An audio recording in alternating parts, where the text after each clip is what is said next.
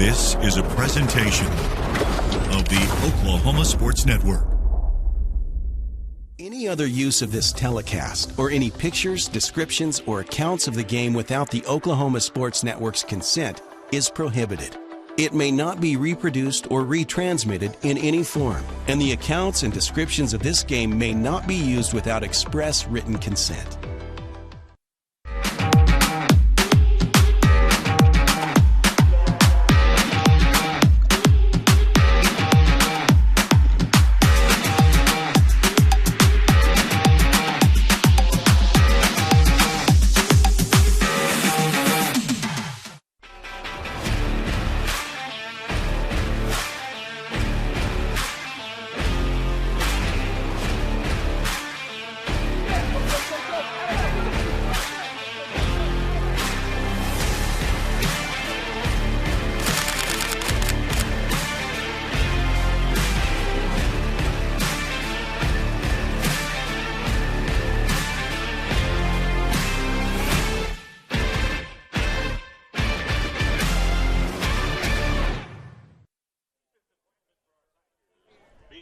Hello and welcome, everybody. It is that time again. High school football on the Oklahoma Sports Network. And oh boy, we got a good one tonight here at Chad Richardson Family Stadium. It's the Newcastle Racers and the Tuttle Tigers in a huge 4A2 tilt here tonight. Massive playoff seeding implications. The Racer and the Tigers, the renewal of the Tri-City rivalry. Going to be a fun one tonight on a cold night in Tuttle, Oklahoma. Josh Calloway on hand, alongside my partner in crime, Billy Collier. Carson Wade on the production. Uriah Martinez is working the camera for us. BC, this is one we've been building toward for a while. We've done this matchup more than any other matchup, me and you, since we've been doing this. Our fourth season. We've seen these two teams play a lot of times, and tonight may be as fun as any of them, as we got a whole lot on the line. Going to be a fun matchup. A lot of eyes in Oklahoma are on this one tonight. Absolutely. It's a very special game. I mean, it has so many things riding on it. I don't know that in all the years we have done this game there was as much riding on this outside the playoffs as there is tonight. This is for second place, considering playing at Bethany. This is for second place in the district, which says whether we'll have a home game first off in the playoffs or we will go somewhere else in the playoffs. And so I think every game we play over here, or every game we play against Tuttle, is kind of a more riled up game. And more, well, Brickman didn't like us saying this, but it is a rivalry. He doesn't like that term. He says they see it as every other game. I don't. And so I think this is a rivalry game. These are always important, but I think tonight is going to be a special night watching these teams play. Oh, 100%. I mean, the best way to put it, as far as, obviously, like you said, even if these teams were both 0-8 tonight, or the opposite, hey, they're both 8-0 and they're both going to get home games, it doesn't really matter. The game would still have a lot of importance because it's just a really important game for these two communities, just like when Newcastle and Blanchard get together, just like when Blanchard and Tuttle get together. These Tri-City teams play, it's a big deal no matter what. But then you factor in tonight, like you said, massive playoff seeding implications in this game. The best way to describe it, and we'll look at the standings here later on in the pregame show, but the best way to describe it, Newcastle, if they want to host a home playoff game, they got to win this game. Exactly. I mean, it doesn't guarantee you a home playoff game with a win tonight. It puts you in great shape, but you will not host a playoff game if you lose this game. You're going to be going on the road. And, we talked about it all season, going back to the end of last year to the media day that we had in August with Coach Brickman. I mean, to get over that hump and to make not just the playoffs every year like they have been, and to go on a run in the playoffs, you have to set yourself up with an easier path than what they've been dealing with. Going on the road to Elk City last year, 2 years ago on the road here, 3 years ago on the road here. I mean, those are tough places to start the playoffs and then try and stack wins. So if you want to get up to that top two, these are the types of games you just have to win. You have to win. You have to find a way. And so Newcastle's in the playoffs. We know that. They clinched that last week. We talked about that, in the home finale last week. But this game is huge for trying to get the Racers in position to go on a run in the playoffs. It's going to be much, much easier for you if you can find a way to win this game tonight. So a whole lot on the line for both these teams. A ton. And Brickman said, they don't want to just make it to the playoffs. They've made it to the playoffs. They want to win it all. They want to win state, and you're not going to win state until you can beat this team. And that's just a part of it. I mean, this is a great team, a real good, stout team, always a good team every year. They have a great program here, And so if you really feel that you want to take state, which I know Newcastle does, then you're going to have to play here, and you're going to have to fight and win here. Yep, 100%. These are the types of games that this is it. These are the big boy games that, if you want to move up a level, and Newcastle's been a really, really good program, you want to move to that great program status, these are the big ones that you have to try and find a way to win. So it's going to be a really fun game tonight. We're excited. It's going to be a massive crowd, as it always is. It is cold tonight. Certainly not the coldest game we've done, but it's cold. Don't get me wrong. It's cold, and it's only going to get colder as the sun is down, but it should be a great environment. This kind of renovated stadium here, Richardson Family Stadium, formerly known as Bill Hinkle Field.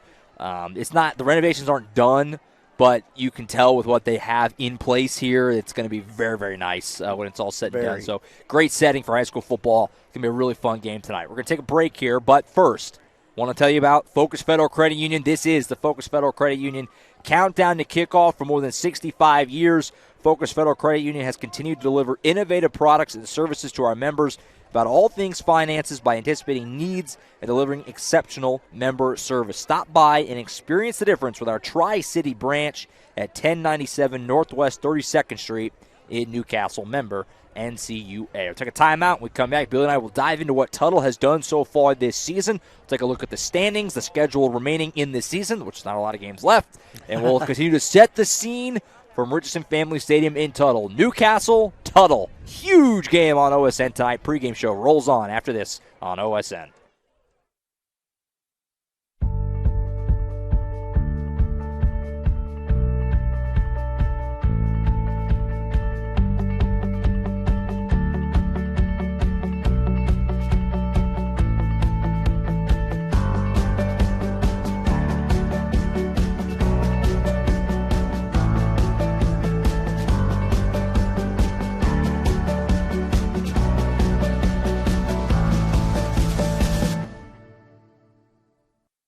So that's Will, and that's Tim.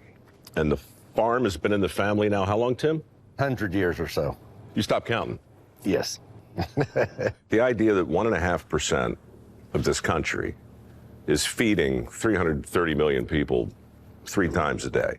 You shut down a lot of oil and gas, you shut down a lot of U.S. ag. All of a sudden, we start paying a lot more for food, and there's a lot more hungry people all over the world. College is more than just going to class. College is a journey. It's meeting new people and making new friendships that will last a lifetime. It's learning from professors who care about you and your success. And finding out it can be really fun and rewarding. It's discovering that thing you want to do for the rest of your life. Cameron University is all about helping you grow and succeed. Because your success is our success.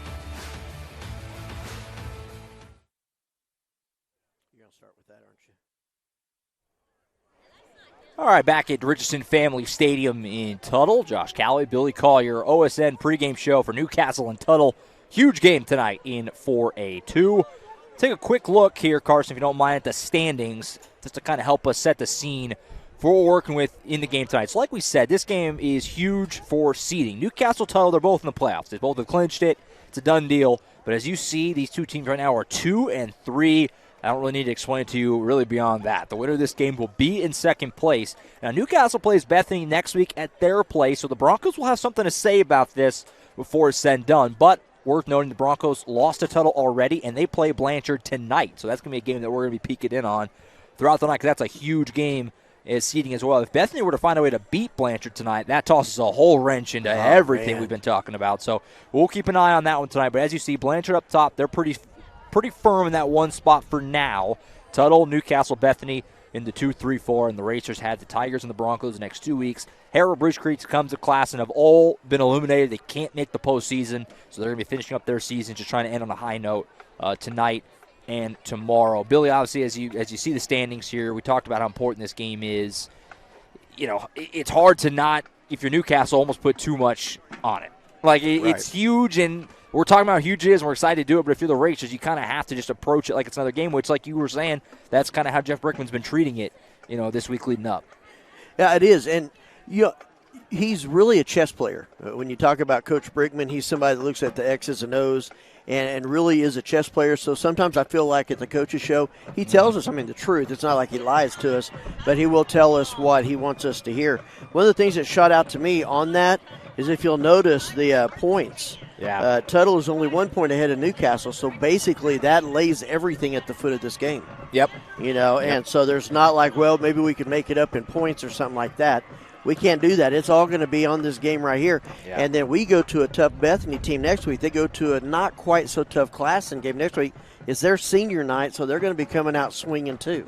Yeah. No, to try and set the scene again, Newcastle or win tonight doesn't guarantee you home field, but it puts you in great shape, and you certainly have an opportunity. The Racers could lose tonight, or win tonight, and then turn around and lose to Bethany next week, assuming the Broncos lose to Blanchard tonight, and still possibly wiggle their way to that 2 line. It would come down to points. They're just now we're just talking about the whole how much did Newcastle win by tonight, how much would they lose by next week. Obviously, the Racers just win tonight next week, which is the plan.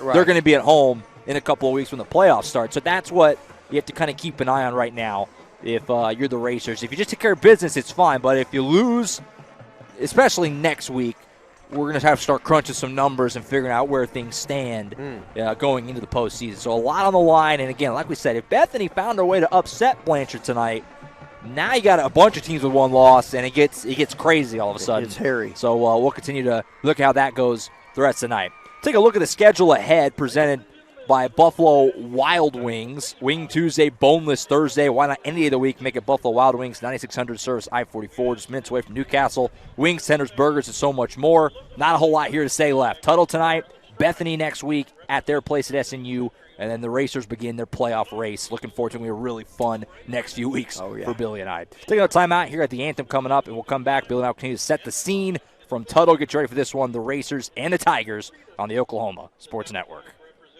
At CFD, our mission is to deliver quality dentistry by providing big practice benefits with a little practice feel. Since 2008, we've updated our look, technology, and have added new smiles to our tenured staff to better care for you right here at home. Convenience for you is one of our biggest goals, and we often provide same-day treatment to minimize your time off work. We are open Monday through Friday to serve you. Visit cfdok.com for details. We look forward to seeing you at our big little practice.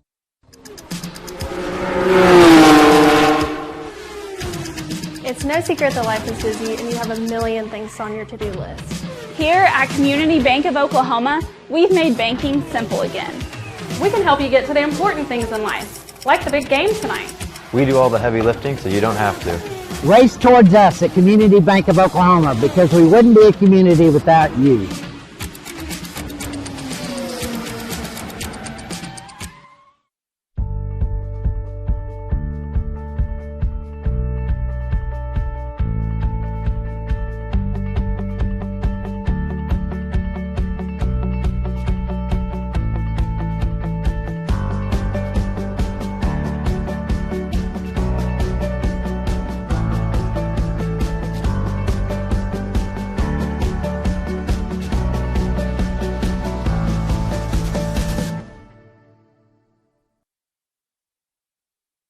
So that's Will, and that's Tim. And the farm has been in the family now how long, Tim? 100 years or so. You stopped counting? Yes.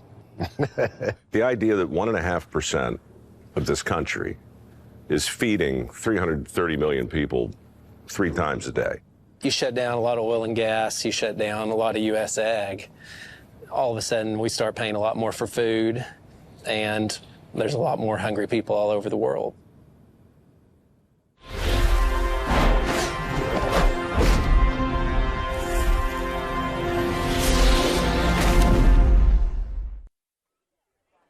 Back at Richardson Family Stadium in Tuttle, Oklahoma. Josh Calley, Billy Collier on the Newcastle Racers pregame show here on the Oklahoma Sports Network, getting you ready for a huge game in 4A tonight. Certainly one of the biggest games across Oklahoma this evening. A lot of attention on this one, and rightfully so. The 4A playoff picture going to be severely impacted depending on what happens tonight. So to introduce you guys to the Tuttle Tigers a little bit, not that they need a lot of introduction for most Racer fans, very familiar with this program. Right down the road, Tuttle 6-2 entering play tonight, coached by Brad Ballard, his 10th year here. So he's been here a very long time. They won 9 games a year ago And we were talking before we came on the air, Billy, 29 officially with this season, 29 straight winning seasons. Wow. Only Jinx and Union have got longer streaks currently in Oklahoma high school football. The Tuttle Tigers have been a beacon of consistency. I mean, you're talking 3 decades. I mean, you're going back to when Jason White played here to before, well before when Jason White played here, that this streak has been going on. So it's been a long, long ride of winning football out here. Only 2 losses this year, only one of those to a 4A team, which was Blanchard, which is why the Lions sit in such great shape to win the district and take that 1 seed to the playoffs. The other loss, if you were curious, lost at Guthrie in week 3. Obviously, Guthrie, a really, really good 5A team, one of the better. It's kind of between Carl Albert, Guthrie, and Del City for who's going to win 5A. So that's not really a loss to feel bad about if you're Tuttle by any means. So that's their 2 losses this year. They did take care of Bethany soundly, 30-10. That's kind of their other really impressive win of the season. But outside of that, they've kind of just been taking care of business. A lot of big wins, kind of like Newcastle with the loss to Blanchard. It's kind of been very similar, frankly, their season to this point. So, Billy, what are some things you're watching with the Tigers? Obviously, they have lots of guys that we're very familiar with that we've seen. They have a new quarterback that we've never seen before in person, a young guy. Just, I guess, what concerns you the most? What are some players you're watching for that the Racers have got to find a way to stop tonight if they're going to win this game? Well, it all starts, and you get tired of me saying every week, but this week it really matters. If you can't stop the line, if you can't hold the line, then you're not going to win this game. This is the best offensive line I've seen and defensive line I've seen in video this year of any team. If you remember, they held Blanchard to 0 offensive touchdowns. Yeah. And so they're really good. Defense, I think McAdoo, he is a tough runner. He is somebody you have to fight to the ground. You can't just throw an arm out there. And I think you're right. You know, you got Jackson Johnson, new quarterback, sophomore. He can get out of the pocket a little bit. I said in the coach's show he doesn't like to. I still feel that way. He likes to just keep it in the pocket and throw the good pass. But if he can get out and throw it just a little bit, also an excellent runner. I'm probably one of the biggest concerns at wide receiver I have is McDoulet. Yeah. As he is 6'4", 205 pounds. And if you remember back in the Blanchard game, they had Perryman, who was 6'3", and he created some problems for them on the back end towards the end of the game especially. And so that is one area that I think they're going to have to stop. So to win the game, Newcastle needs to win the line. They need to win the line. They need to stay in position. The defensive ends need to keep everything bottled up and get to the quarterback when he goes back to pass. I think it's going to go right well into a 4-3-4 rather than a 4-2-5. Yeah. Because Tuttle doesn't finesse you. Tuttle wants to hit you and hit you and hit you and hit you until you're tired of being hit, and then they can start moving ahead. And so that's one thing that if we can play knockout, slobber mouth, just head cracking football for 48 minutes, then we have a very good chance of winning this game. 100%. You know, I was surprised looking at the roster and kind of getting ready for this game that Brady McAdoo, just a junior. Feels like he's been around quite a while to have that, a couple of years left. So it won't be the last we see of him tonight. Really dynamic running back. You're right. This receiver corps got lots of guys who can hurt you and can beat you. So finding a way to keep those guys in check. And then, you know, this is a big prove-it game for both quarterbacks. You know, Jackson Johnson, this sophomore for Tuttle.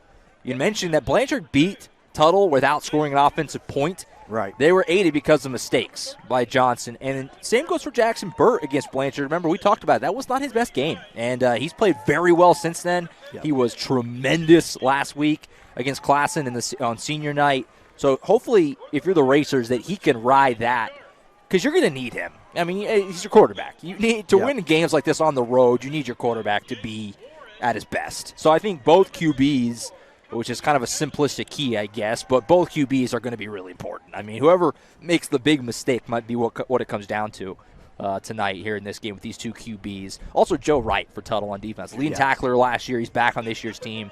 Can really get after the passer, so keeping him in check somewhat will be important tonight for the Racers as well. Well, and if you want to talk about a positive for Blanchard not scoring an offensive line, it does tell me that we might have some success with Heskew and Bradford back there and the Lane brothers.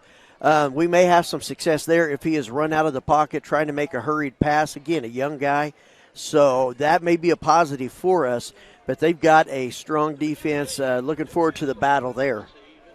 So the coin toss up. Looks like the Racers won it and decided to take the football, which is something you see Coach Brickman do occasionally in spots like this. Certainly, I agree with the notion and not that this is his mindset, but I imagine it is. If you're taking the ball, get off to a good start. Get off to a good start. Try to get a quick lead would be, I think, welcomed for this Racer team, just to feel confident and good about things going into what is just a massive game tonight here on OSN. It's a huge game. Like we mentioned, Blanchard Bethany, the other big 4A2 game they'll keep an eye on tonight. A couple other big games in 4A as well. Cash and Clinton, that game's actually on OSN if you want to tune in. Oologah Cushing, a big one.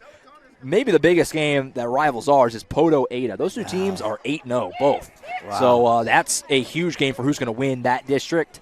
So a lot on the line in that one as well. So huge night in high school football. It's week 9, only one more week after tonight. So buckle up, settle in. It's going to be it's a cold night, but if you're watching us, you're somewhere settled in at home, and stay warm, get some coffee, hot chocolate, whatever it may be, and watch what's going to be an absolutely fantastic game tonight on OSN. So here we go. The light show is going. The Tigers are taking the field. The Racers are about to do the same.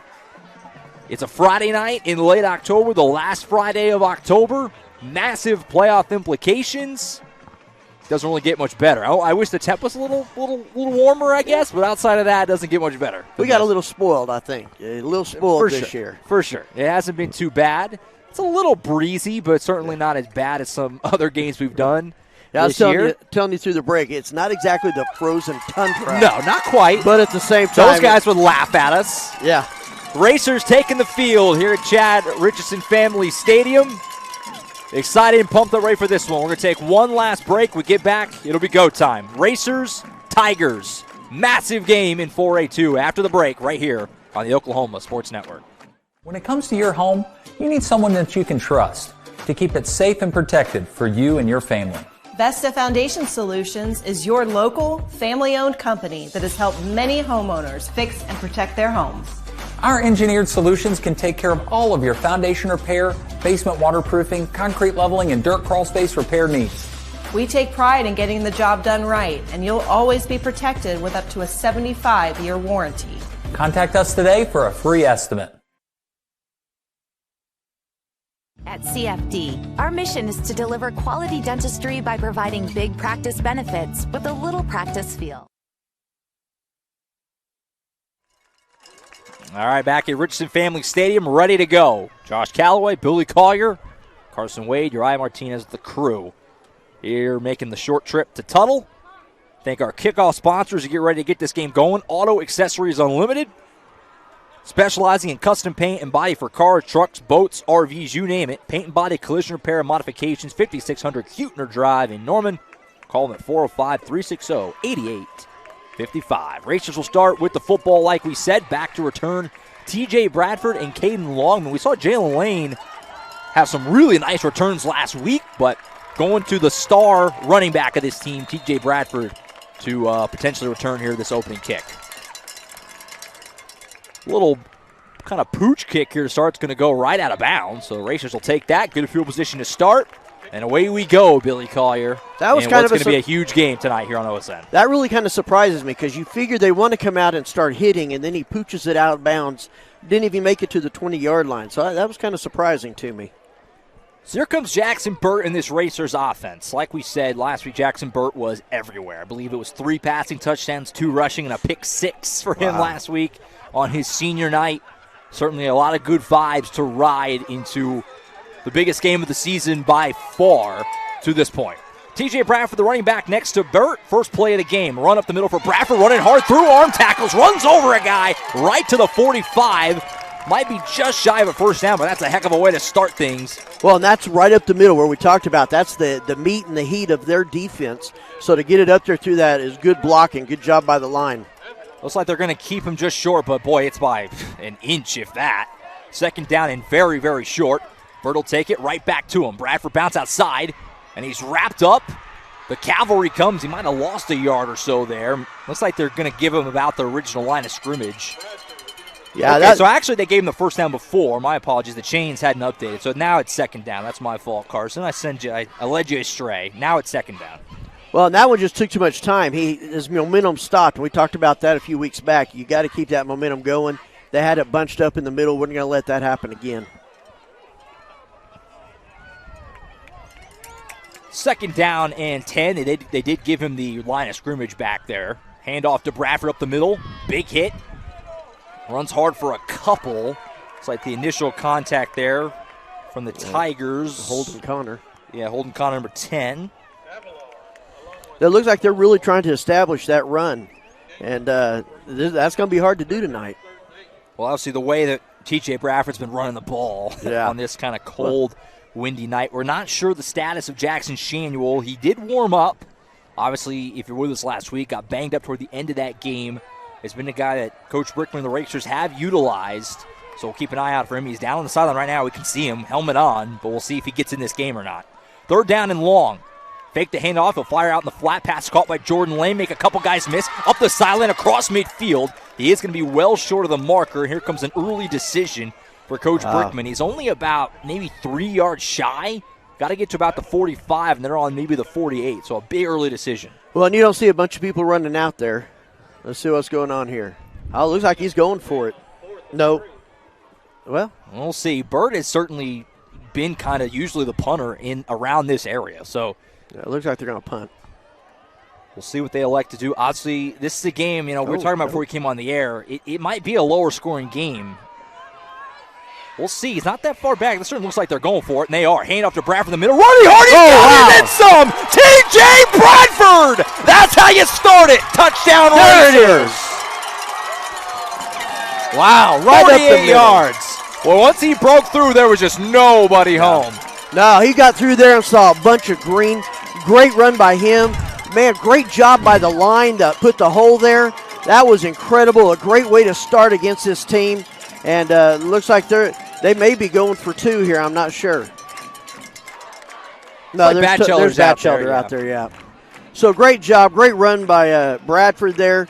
Kind of just cut it back and one shot, kept momentum going, and he was there. So a gutsy call by Coach Brickman, I would say, paid off. Very 48 much. yards right up the gut.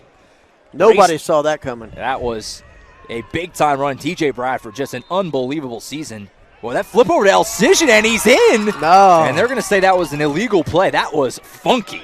That was funky, Billy Collier. Wow. Coach Brickman dipping into the bag of tricks. Yeah, they're going to say a false start. Okay. Wow. So if you didn't catch that, they kind of snuck it up. I didn't notice who made the actual snap, but he turned around and just flipped it over to Alcision, who just ran it in. A very obviously odd formation for Newcastle. I imagine they'll just kick it now after the penalty. That's what it looks like. Yeah, that was weird. I think he hiked it too soon. I mean, the whistle was still ringing in the air. So with 9:43 to go in the first, Racers up 6-0. Got a extra point attempt here for their reliable kicker, Batchelder. Right down the gullet. And like I said, with 9:43 to go in the first, the Racers are on the board first. Fantastic start here at Richardson Family Stadium. Time on the field, we'll take 1-2. Be back. Racers lead at 7-0 on OSN. At CFD, our mission is to deliver quality dentistry by providing big practice benefits with a little practice feel. Since 2008, we've updated our look, technology, and have added new smiles to our tenured staff to better care for you right here at home. Convenience for you is one of our biggest goals, and we often provide same-day treatment to minimize your time off work. We are open Monday through Friday to serve you. Visit cfdok.com for details. We look forward to seeing you at our big little practice.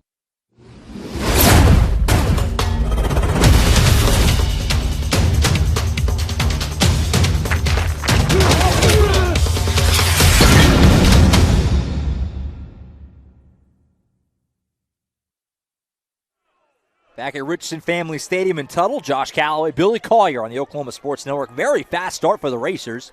48-yard touchdown run for TJ Bradford. Who else? Right up the gut. That's right. Racers are on the board first. As that line for this kick, real quick, we'll make sure we get it in. Our first quarter sponsor, which is Chris Dumm, All-State agent. Chris knows what life is like here in Newcastle, that you choose your car and your home to fit your lifestyle and your budget. He also knows how important it is to do the same when it comes to insurance. He looks forward to getting to know you and helping you find the solutions that meet your needs. Call him today at 405-392-2390. So, Racer defense now get their first chance to make a statement. Batchelder boots it away. Boy, it takes a short hop, and it will be fielded here by Sean. And a nice return, bouncing off guys and eventually getting across the 40. Very nice return for Sean Rounsaville. That was a real good return. He wasn't going to go down very easy. I had to do a double take on my roster there. I glanced down for the name real quick, as I often do during plays, but his name was a bit of a mouthful. I was like, I got to circle back to that. Sean Rounsaville. He's another one to really keep an eye on. Sophomore. He's been doing some their backup running back, so we'll see more of him. So the Newcastle Racers do what Blanchard didn't do. They score an offensive touchdown already, and here comes the Racer defense against this young quarterback for Tuttle, number 6, Jackson Johnson, just a sophomore, leading the charge for the Tigers. Handoff here going across. This is Brady McAdoo, who we talked about in pregame, is really the star of this offense for the Tigers, and a solid first down carry for him up to about the 48. He's a fast runner. He hits that side, and he goes fast, and you notice the blocking right there just really spreading him out. So that was a good job at tackling him at just about 6-yard gain. Decent size, 5'11", 185 for McAdoo. Rounsaville, the running back behind Johnson on this play. 3 receivers at the top, none here on the near side. They're all on the far side by that Tuttle sideline. Second down, Johnson throws down the flat. Here's McAdoo again. He's going to get the first down and then some inside the 45. Down the sideline and knocked out of bounds. That's a good job over there getting to him as fast as they could. You're going to see a lot of this all night. They have a way of lining up their blockers just to be in the right place and know what to do. So get ready to see that. But what I'm noticing on the line, you're not seeing a lot of red hats get past the line. So 1st and 10 for the Tigers up to the Racer 42 after that big return. Set the Tigers up with good field position. Man in motion there is Mark Douglas. He'll pull up. Johnson's going to give the handoff. Here's Rounsaville, and he cuts back. Rounsaville's got some room. Hard run inside the 35. That's another first down, and these first few Tigers plays have been successful. Tuttle on the move. That was a good one. Good tackle by Burchett there. Good to see him back here playing. But you see there's about 4 linemen around him where he got tackled. That's something they'll need to do something about to keep those linemen back. So 1st and 10 for the Tigers again. Actually, they called him just shy. It's a second down about 2. My mistake. If you're curious, we're on the Racer side of the field. We've never done the game from over here, so that's a new one for us. We're on the Newcastle side. I like it. Here at Richardson Family Stadium. Second down and short. Johnson, actually it's a direct snap here to Major Sharp. Another one of these really good receivers for the Tigers. They've got a lot of guys. And that's a hard run. He carries them down about the 26-yard line.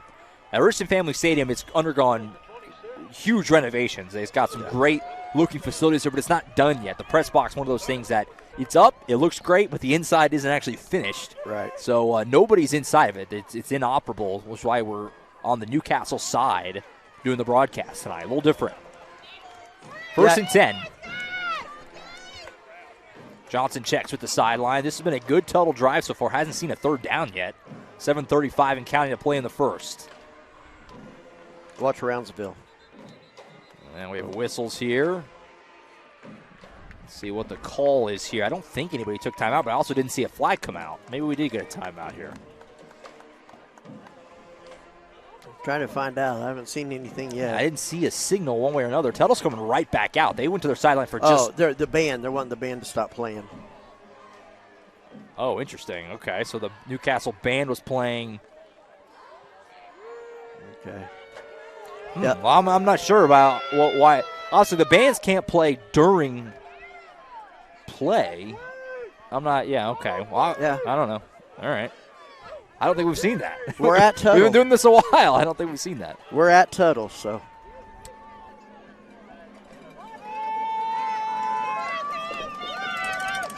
So first down still, as a very loud Newcastle student section and band on that side. Yeah, they're right in front of the student section right and by the band. where they are right now. Yeah. So you notice the fans got a little bit louder. They started playing the drums a little bit louder. Not sure that worked to their advantage. Just going to rile them up more, Billy. 1st and 10 again. Johnson takes the snap, rolls out to his right. He's going to QB keep it. Inside the 20, down the sideline. He slips through, and he's in. They're going to say he stepped out. They're calling he stepped out at about the 16-yard line. This is not a touchdown. Johnson got loose of the sideline. I think it'll be a first down, but didn't score. So they're going to pull this back. But another nice run here for the Tigers. It's been all on the ground so far. Yeah, it was a good job getting over there and just blocking it up. So That was a good job. Looks like it is another first down. So the Tigers are into the red zone. This has been a very good drive in response for Coach Ballard's squad. First down again. Man in motion there, that's Douglas. Johnson will give it to Rounds. It'll bounce outside. And a shoestring tackle there. Hunter Berry, the man who made the initial contact. A couple other guys came in to clean it up. Berry and Elcision are going to be very important tonight. They've got to do that every play to block them up, to stop up that area. Make them have to go to the pass. So they're giving him maybe 2. Makes it second down and 8 to run under 7 minutes to play here in the opening quarter. Fast start for the Racers. Tigers trying to respond. Another man in motion. That's again Douglas. That's going to be a common theme tonight. Johnson rolls out to his right. Some pressure in his face. He's going to have to throw it to the end zone. Diving attempt an interception there by, I think that was Lane. But it falls incomplete. So. Now the Racers have a chance here. This is the Tigers' first third down of this drive, and it's on 3rd and 8. Well, that's where I was telling you. I don't think he likes getting out there and running to pass. I really don't. Plus, we got some fast defensive backs that'll make that a nightmare for him. So he is somebody who wants to come back, see the receiver, and hit him in stride. Also, when you roll out like that, too, I mean, that makes it easier for the edges. And we talked all year how good the edges have been for Newcastle. Elcision and Berry. So I don't know if that's something you're going to do a lot of. Take the hit on pressure in his face. Elcision's got a chance at him. Spins away. Berry in the backfield. Planted. There he is, right on cue. Hunter Berry blasts him. And now they're way back at the 26. 4th and a lot. Well, and the 2 defensive ends just came unglued on him. Shut that down. Wouldn't let him get to the outside. When Elcision went past him, Berry was there to take it out. Now they're going to try a 30-yard field goal. This is a long field goal. You got a good look at that, by the way, on the Eric Ledoux State Farm Instant Replay. Long field goal try here for Diego Olivares, the freshman lefty kicker. It's about a 43-yarder. It's up. It's going to come up short. It's going to be fielded by Heskew in the end zone. He's going to try to return it, and now they're going to – is they're going to say he fair caught it? I don't know what happened there. You're not allowed to return them in high school.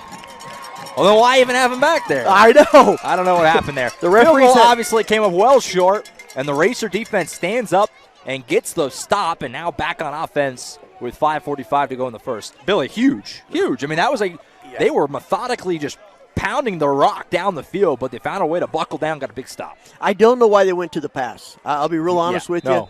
Don't know why they tried to change it up. Probably overthought themselves. So that's a great stop. We're taking 7 0, and we're back on offense. Here comes Burton, this offense. Can they build on it? Back to Bradford. Hard run up the middle. He'll get a few. For the next play, I want to make sure we thank Eric Ledoux, State Farm. He had a great replay, his first one of the night there.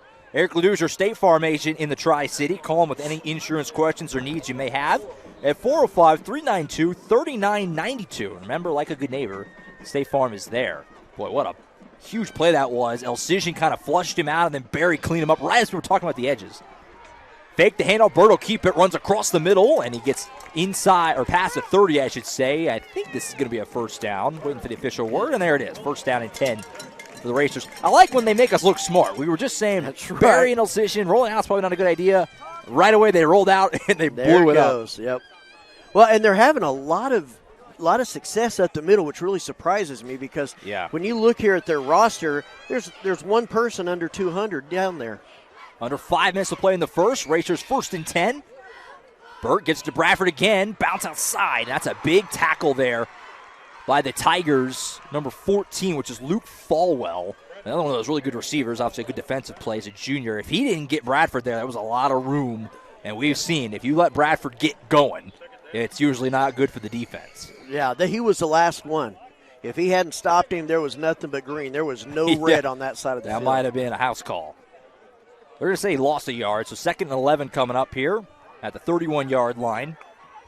Racers trying to build on their lead. Here's Trey Burchett back in the game, getting a carry. Runs over a guy.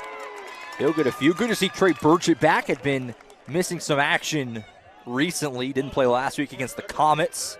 Good to see him back out there. I'm sure this is a game that if you can at all, you do it. You play it. Well, and he came back and made a statement right there. I mean, he just hit the guy and put him backwards, and then the other guys hit him. So you look at 3rd and 9 here. Be interesting to see what they do. I'd watch the Lane boys. Haven't seen those guys yet, but it's just a matter of time. 3rd and 8. Burt Wolf drop back to pass, fire to the far side. Heskew's got it, caught. And that's really close to the marker. Heskew put it down at the 42. It's I don't know real if that's close. the official spot. Oh, they're calling it 4th down. They're going to say he's just short. Now, this isn't that far away. I mean, it's about 10 yards or so from where they went for it before.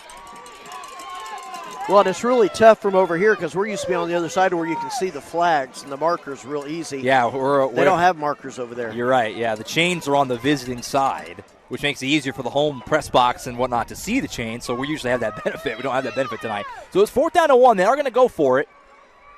We're up the middle for Burchett. Piling ahead. He's got it. Carrying guys across the 45 out near midfield. 1st and 10, Newcastle. Wow. 2 4th down tries. He picked them both up. Both of them. They're really making a statement that they're not afraid of them. They're here to play. They're here to take that win that they've been wanting for the last several years. Yeah, they are running it right at this Tuttle defensive front right now, and it's working so far. 2:45 to go in the first quarter. Racers lead at 7-0, and they're trying to add on to it at the Tuttle 40, or at their own 48, I should say. Fake the handoff to Bradford, going to go deep for Lane. Got behind the spin. It's caught! Jordan Lane down to the 10. Wow. A fantastic throw for Burt. Put it right on his man, and Lane is just too fast for anybody to keep up with, and they're into the red zone. Man, he just took off.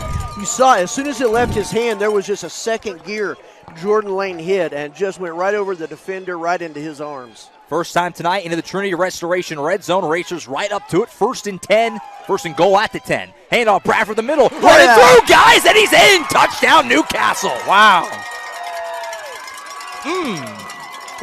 All right, Billy. Can you ask for much more than what's happened so far? Not at all. That's the second time he's gone up through the middle and had success. You really got to love that pass that they did. Looks like they're going to go for 2 again. They line up in that weird, funky way. And so let's see what happens here. TJ Bradford's second of the night already. 2:26 to play in the first quarter. It's 13-0 Newcastle. Yeah, I don't know what's going on with this formation. Got Batchelder. Heskew's doing the snap. Longman back. He's got it. He's going to throw it to Batchelder, and he overshot him. Try to throw it to the kicker there. So they'll settle for 13-0 for now. But Billy? Wow. A heck of a start for the Racers. 2:26 to play in the first. Newcastle leads at 13-0. Take a timeout and be back on the Oklahoma Sports Network.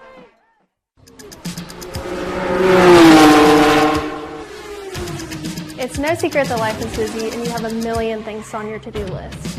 Here at Community Bank of Oklahoma, we've made banking simple again. We can help you get to the important things in life, like the big game tonight. We do all the heavy lifting, so you don't have to. Race towards us at Community Bank of Oklahoma because we wouldn't be a community without you.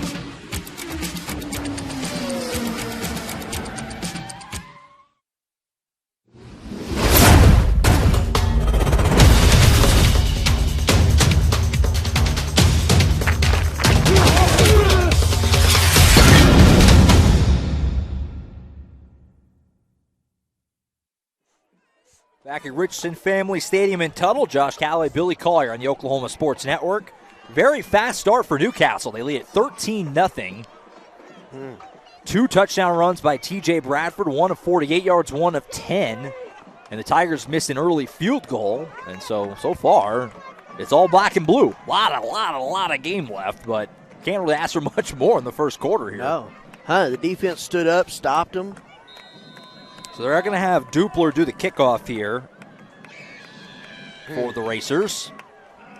He'll pooch it down to about the inside the 35. Fair caught by Noah McDoulette, guy we talked about in pregame, a senior receiver who is a problem. But so far, the Tigers just haven't been able to. They've ran the ball on that first drive pretty well, but the passing game, they're trying to get Johnson around the edge. That's just not the way to attack Newcastle. No. So far, they haven't had any semblance of a pass game. Only been one drive. Well, they hadn't lost any yards on a run. The Tigers had positive yardage every time they ran the ball, and then they stopped running the ball there. It was a little surprising. So here comes a huge early drive for Tuttle now. They probably feel a little bit like they need to answer. down 13-0. Johnson gives it to Roundsville. Run hard up the middle. Not a ton there. Solid pickup on first down of about 4 or 5. Looks like you got Shaniel in there playing defense now. And good to see Jackson Shaniel on the field. We weren't sure if he was going to be good to go tonight. Obviously warmed up, and he's out there now. Hasn't seen any quarterback yet, but the night is still young. Yeah, he was in there on that hit. Looked like it took some from him. 2nd down and 7 after the short run.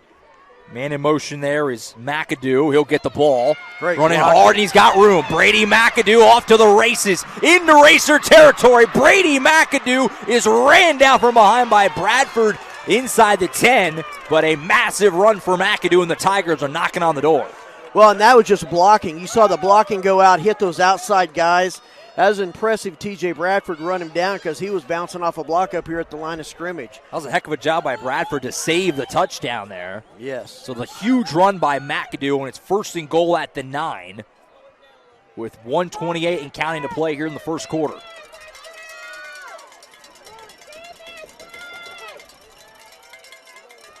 Johnson has the snap, handoff to Roundsville. Bounce now to the right. Tries to cut back. Not a whole lot there. White jerseys on him. He only gets a yard or maybe 2. They're doing a good job of getting in there and cutting that off. Yeah. So the short run sets up 2nd and goal. Under a minute to play here in this opening quarter. Obviously the Racers buckled down in the red zone last drive. Forced a pretty long field goal try that was missed short. See if they can't do it again. In there to catch the snap here is Major Sharp. We saw him do this once on the first drive with some success. Sharp has, he's going to run right up the gut. Cutback move, running hard up the middle. Sharp down inside the 5. Heskew able to wrangle him down, and here comes 3rd and goal. Yeah, that was a good play. You saw the blocking open up. He took a good cut. Heskew just came right in, caught him right there in the chest, and took him straight down. They don't have to snap it again in this quarter. It's 15 seconds and counting. We'll see if they take the quarter break to talk about it or if they want to go ahead and go for it. Sharp coming up to the line. He's got Roundsville next to him. Final play of the opening frame. Sharp has it. Goes out to his right. Going to run right hard up the gut, and he's in. Touchdown, Major Sharp from 2 yards out. Tigers are on the board. Yeah, they were not going to go out of this first quarter without something on the board. There's just too much pride on that side of the field. So that was a good job, good run by him. He does a great job of going into the middle and stopping and cutting. Does a real good job getting through there. So that was a good run, good play by defense. They weren't out of position or anything. He just had a real good cut. So 3 touchdowns in this opening quarter, all on the ground. 13-6, and here comes Olivares, the freshman kicker, missed that field goal earlier with a chance to get one on the board with an extra point. Spot down, kick is up, and it's through. And at the end of the first quarter, Newcastle 13, Tuttle 7. Racer offense back on the field to open up the second quarter after this break on the Oklahoma Sports Network.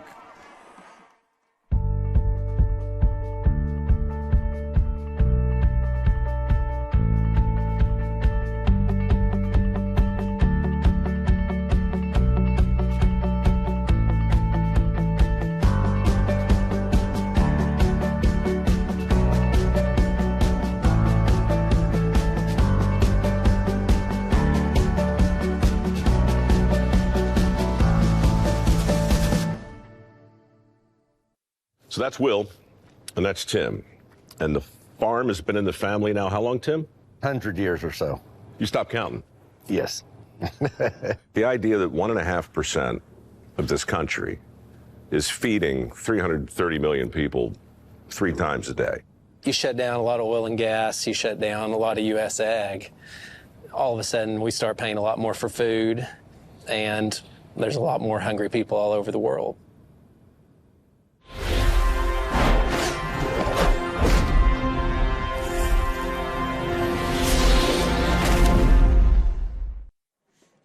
All right, back at Richardson Family Stadium on the Oklahoma Sports Network. Josh Calloway, Billy Collier.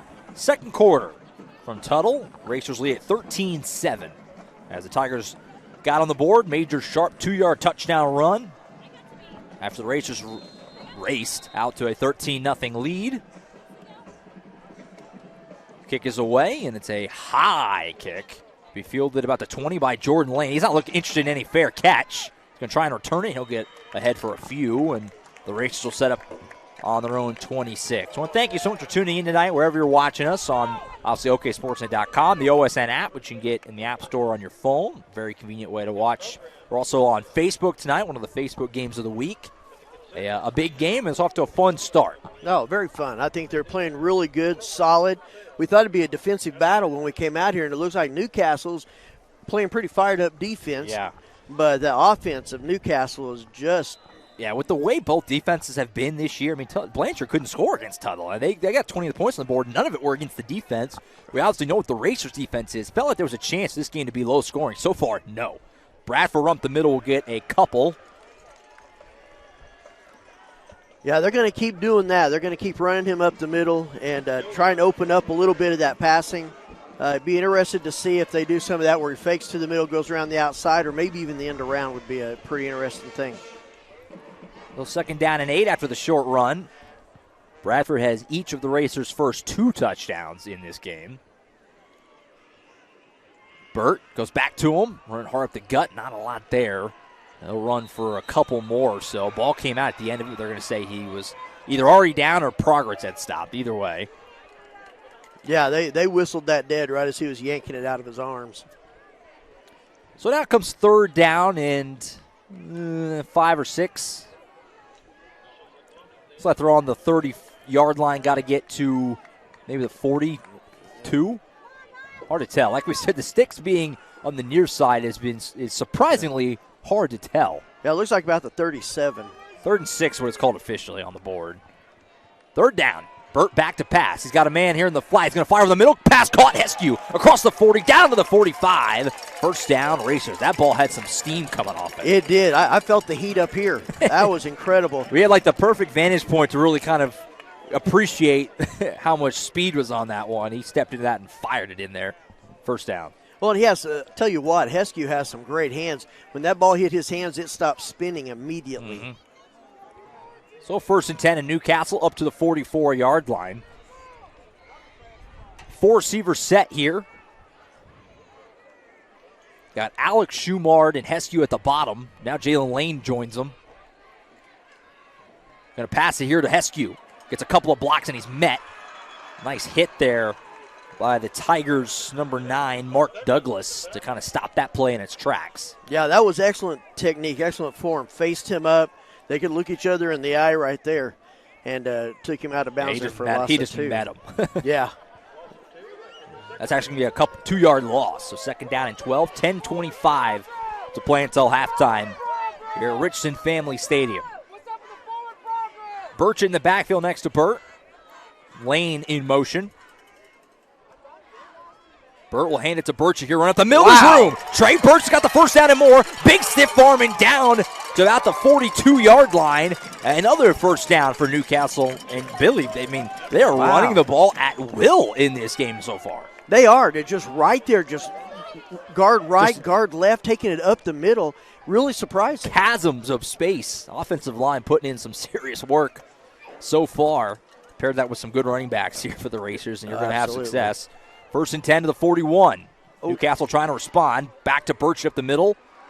He'll get a couple inside the 40 to the 39. Yeah, I thought they were offsides there for a second, but it looks like he stopped just prior to doing it. They're going pickup here. This feels like a big moment for Newcastle, even though they're up 6, to respond to Tuttle's score, to not, let the Tigers continue to build the momentum. If you can respond right back with another score of your own, that's kind of a tone setter.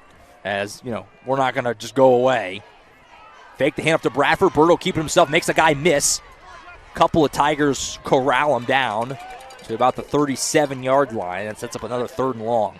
Well, and they're going for that ball. You see them every time they're tackling them by the ball. Yeah. That's eventually going to cost them if they're not careful going for it like that. So 3rd down coming up. Is run under 9 minutes to play until halftime. Newcastle on top 13-7, trying to keep the momentum going. Still a long way to go in this one. Burt, low snap. Going to fire to the far side. Pass caught. Heskew right past the sticks. Wow. First down. And let there be no doubt at where Jackson Burt is looking on the big plays. Absolutely. It's Rance Heskew. Heskew is doing a great job all year long. Just one of the really smart. He was player of the game the last 2 weeks. We had him on the coach's show. Just a great kid, great player, and you just saw it right there. He knew right where he needed to go and got the ball. 2 third-down conversions with 2 very nice, just all-hand catches by Heskew. 1st and 10 to 30. Burt fakes the handoff. Going to step up in the pocket, and now he's going to take off and run with it. A flag comes flying in as Burt is pushed out of bounds. We'll see what the penalty is here, as you like to say, in Holdville. Yeah. So we'll see if that's the way it goes. Hasn't been any flags hardly in this game so far. That's the first one right there besides the kickoff. But can't let this happen, especially there around the 25, 30-yard line. Yeah, no better way to kind of kill the momentum of your drive than a holding call, or a penalty in general, I should say. And that's what happens here. So a hold against Newcastle will back them up. Wow. And back them up. Back one to the 39-yard line. So it'll be about 1st and 20-ish. We'll see what's called officially on the board, but somewhere in that neighborhood.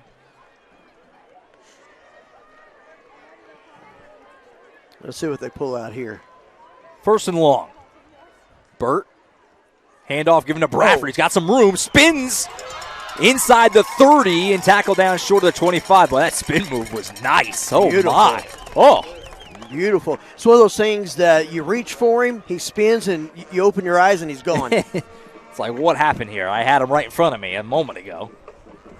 So a nice run there by Bradford. Gets that penalty yardage back and then some.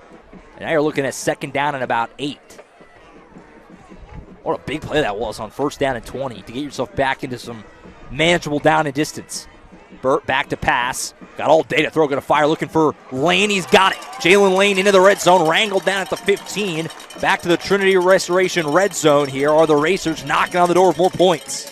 That was a good call. Good run. You usually see the Lane boys going deep. That time you saw him stop, cut back, and come back towards the quarterback and get a good catch. Trinity Restoration, top quality roof repair and restoration. 405-695-7040 is where you can get a hold of them.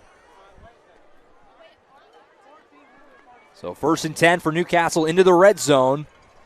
7:20 to play until halftime. Newcastle wants more points. Lane running all over the place. Yeah. And now we got flags. No. That's going to wipe out this play. Well, we get the flag here. Make sure we get our second quarter sponsor in there, which is Contemporary Family Dentistry. See them up in the corner. Their number one goal is to deliver quality dentistry by providing big practice benefits with a little practice feel. Come in and experience the difference. 1117 Northwest 32nd Street. Call them at 405-387-9300. Tell you what, Jalen Lane was running around more than Drake Stoops on Saturday. Holy cow. That was like a full play's worth of running. He ran 30 yards before they hiked the ball. So 5-yard penalty against Newcastle backs him up to the 21-yard line. 1st and 15. Oh. As we got this play blown dead. And they're going to say the Tigers took a timeout. So Tuttle and Coach Ballard want to talk things over. 6:58 to play until halftime. We'll take a timeout with them on the Oklahoma Sports Network.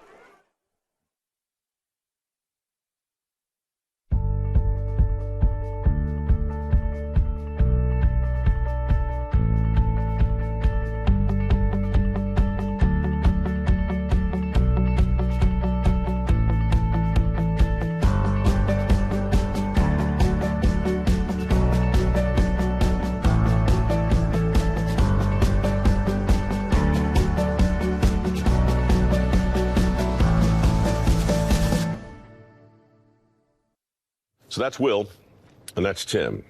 And the farm has been in the family now how long, Tim? 100 years or so. You stopped counting? Yes. The idea that 1.5% of this country is feeding 330 million people 3 times a day. You shut down a lot of oil and gas, you shut down a lot of U.S. ag. All of a sudden, we start paying a lot more for food, and there's a lot more hungry people all over the world. Back at Richardson Family Stadium, Josh Calloway, Billy Collier on the Oklahoma Sports Network. Newcastle leads at 13-7, 6:58 to play in the first half. It's a 1st and 15. Bradford running hard up the middle here. Tries to get through a couple of guys. Won't get much more than 2 or maybe 3. And it'll set up a 2nd down and long. Yeah, they're just kind of bringing them all in right there. Don't know if maybe they're setting them up for something or not, just running them up the middle like that. Of course, he's been doing well up that middle, so there's no telling. Just ready for them. Again, I wouldn't mind if they took 6.5 minutes to get into the end zone. 6:27 and counting to play until halftime. Here's Burt. Fake the handoff. He'll keep it. Burt up the middle. And some red jerseys collapse on him. He'll get a few more. And now you're looking at a 3rd down and about 7 or 8. They're going to call it 9 officially. There goes a big early spot. Obviously, you would think that as it stands right now, probably trust Toby Batchelder to try and give you a field goal, but we'll see. I'm definitely going to keep an eye on number 4 there, Rex Heskew. He's been Burt's go-to guy on 3rd down really all year, but especially here as of late and on this drive in particular. Fake the handoff. Oh, it is going to be given to Bradford. Bounce outside, runs hard up the middle, cuts back down to the 5. I think this is going to be a 1st down, but we'll wait and see. It looks like it. I think they're putting him down. Yeah, that's first. Yeah, that's it. 1st and goal. So how do you like that? Coach Brickman runs the ball on 3rd and 9, and they pick it up. Well, that's what I was waiting for, kind of that end around like that. He's running up the middle, doing a good job, but his speed getting around that side. Well, I think you can probably, run it if you're going to go for a 4th down, but you just pick it up anyway. Here's Bradford again up the middle, running hard, and he'll get a couple.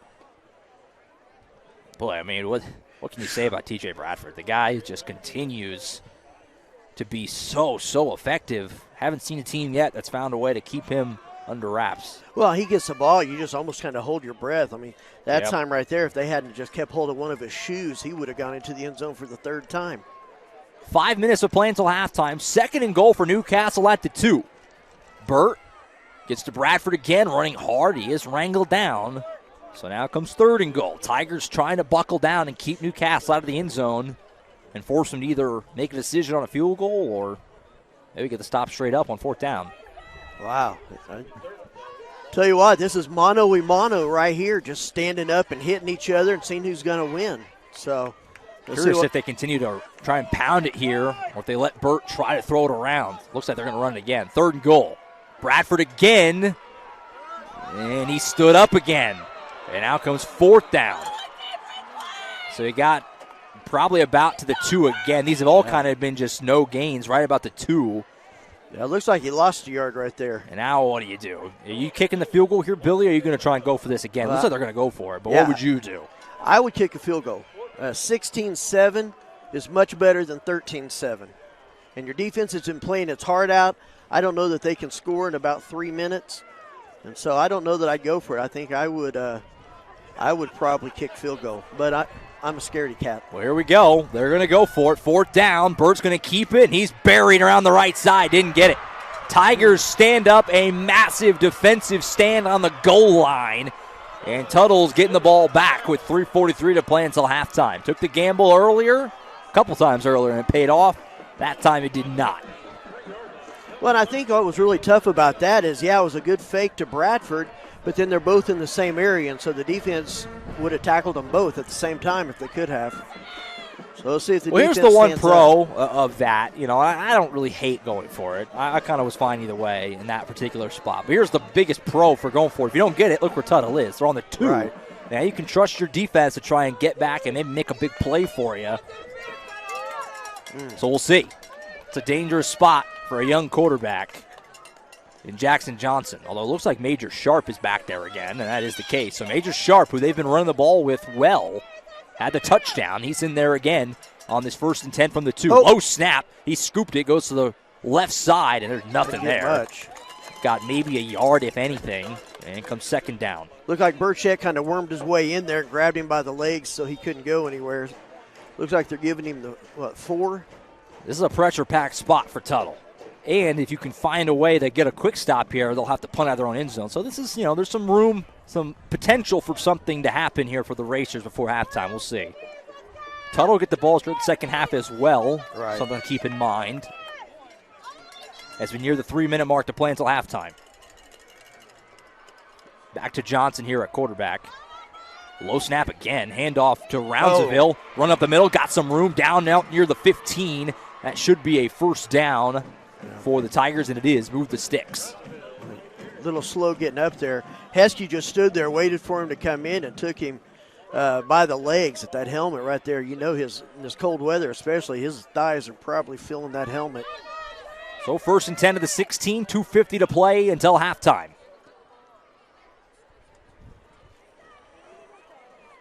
Is that Eli Terry? Yeah, another quarterback. Yeah, this is Eli Terry, the senior, in there quarterback now. Yeah, good call. I was just looking at that number. This is another quarterback in. Terry going to fire here. High pass. Oh, that was dangerous. Incomplete, looking for Mark Douglas. So Coach Ballard going to the senior Eli Terry. The quarterback his entire season has been Jackson Johnson, the sophomore. That's who started this game, but working another guy in. I don't know if it was an injury. Never saw Johnson get hurt or if he's just working another guy in here.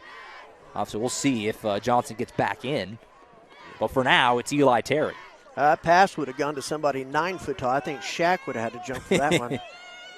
Second down, run here is kept by Terry. Roundsville got blown up, but a great keep by Terry, and he gets out near the 30-yard line. That's another first down. That was a great read by the senior Terry. Roundsville got blown up, but he didn't have the ball. Terry kept it, had a lot of room, picked it up, first down. That was a great job by him. Very cerebral play right there, seeing that coming.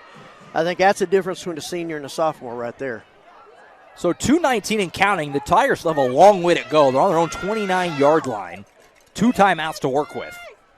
Roundsville again. Bounce outside. Got some room. Gets past Lane, and he's loose down the sideline. Big run for Roundsville. Heskew will hit him out of bounds, but not before he's inside the 45, and Tuttle is on the move here trying to get some points before halftime. And the worst part about that is he went out of bounds, so now you got to stop clock. Yep. There at 2:05. Yeah, time was kind of becoming a factor for Tuttle. Now it's not as much. Still have to be aware of it for Coach Ballard, but a moment ago it was like, okay, if they keep getting short chunks, this clock's going to melt off, but that helps. That's what the doctor ordered if you're the Tigers. So 1st and 10 up to the Racer 44. 2:05 on the clock. Terry faked the pitch, faked the handoff. No, he is going to give the handoff to Roundsville. That looks very weird. And Roundsville gets buried in the right at about the line of scrimmage. That took way too much time right there. There's too many people in the same area. I think that's a good idea, kind of get them stopped a little bit there, but that just took too much time. Now the Tigers are going to go ahead and take their second timeout, I should say, with 1:50 to play until halftime. We'll go ahead and take it with them. Tigers on the move here, trying to get some points before halftime. Racers lead by 6 on the Oklahoma Sports Network. When it comes to your home, you need someone that you can trust to keep it safe and protected for you and your family. Vesta Foundation Solutions is your local, family-owned company that has helped many homeowners fix and protect their homes. Our engineered solutions can take care of all of your foundation repair, basement waterproofing, concrete leveling, and dirt crawl space repair needs. We take pride in getting the job done right, and you'll always be protected with up to a 75-year warranty. Contact us today for a free estimate.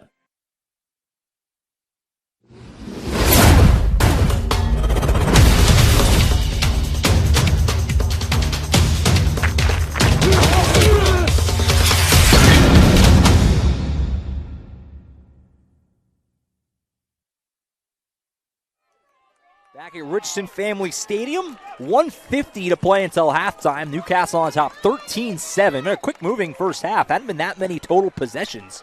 Only 3 each so far. So here's Major Sharp back at quarterback. Tuttle kind of playing musical chairs with the backfield. Sharp will keep it up the middle, running hard. Gets through the line of scrimmage inside the 40. Gains about 5 yards or so and sets up a third down. So here comes a big spot.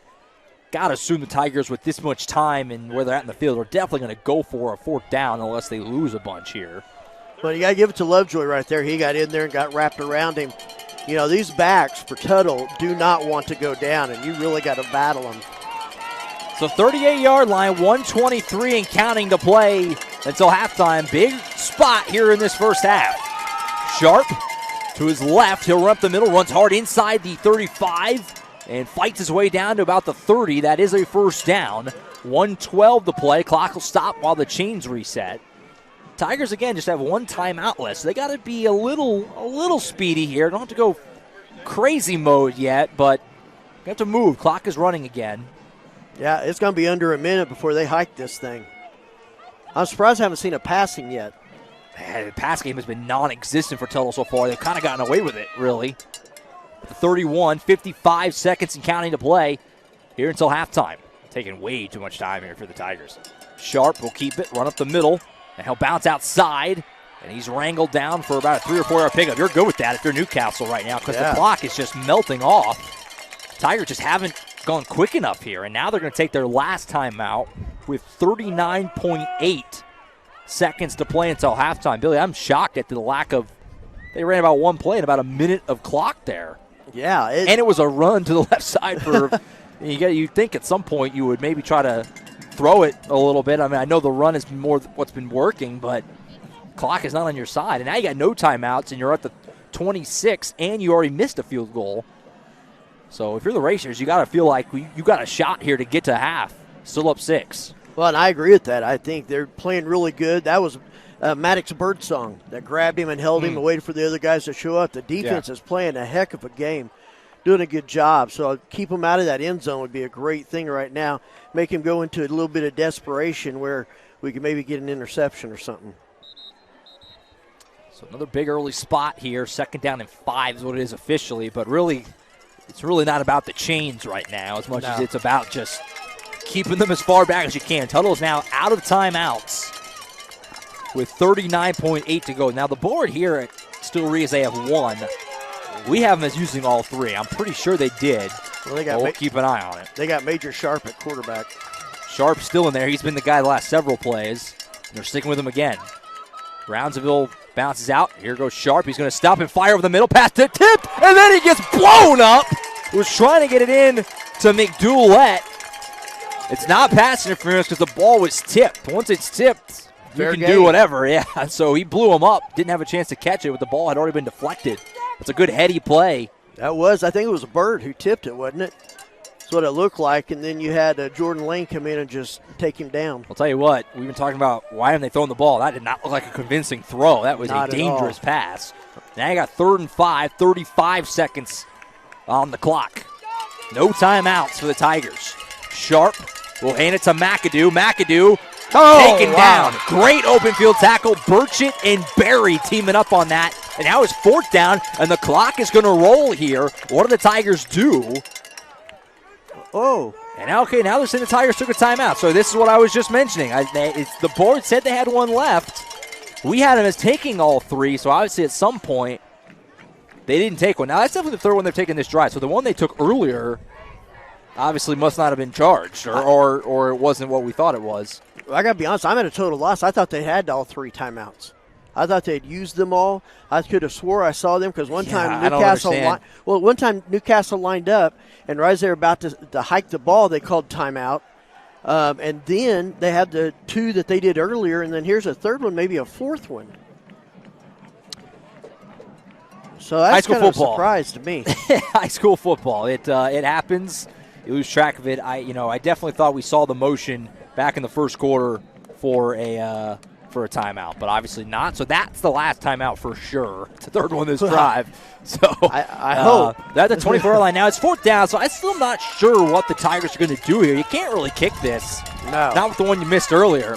So I got Eli Terry back in. Still not sure if Jackson Johnson got injured or if they just have gone away from him here. We haven't seen him. He's on the sideline over there, but he might be being kept out. I'm not sure. Either way, 4th down. Terry, hand off to Roundsville. Running hard. I don't think he got it. He didn't. Racers stand up on 4th down. And with 19 seconds to go until halftime, Newcastle's going to get the ball back.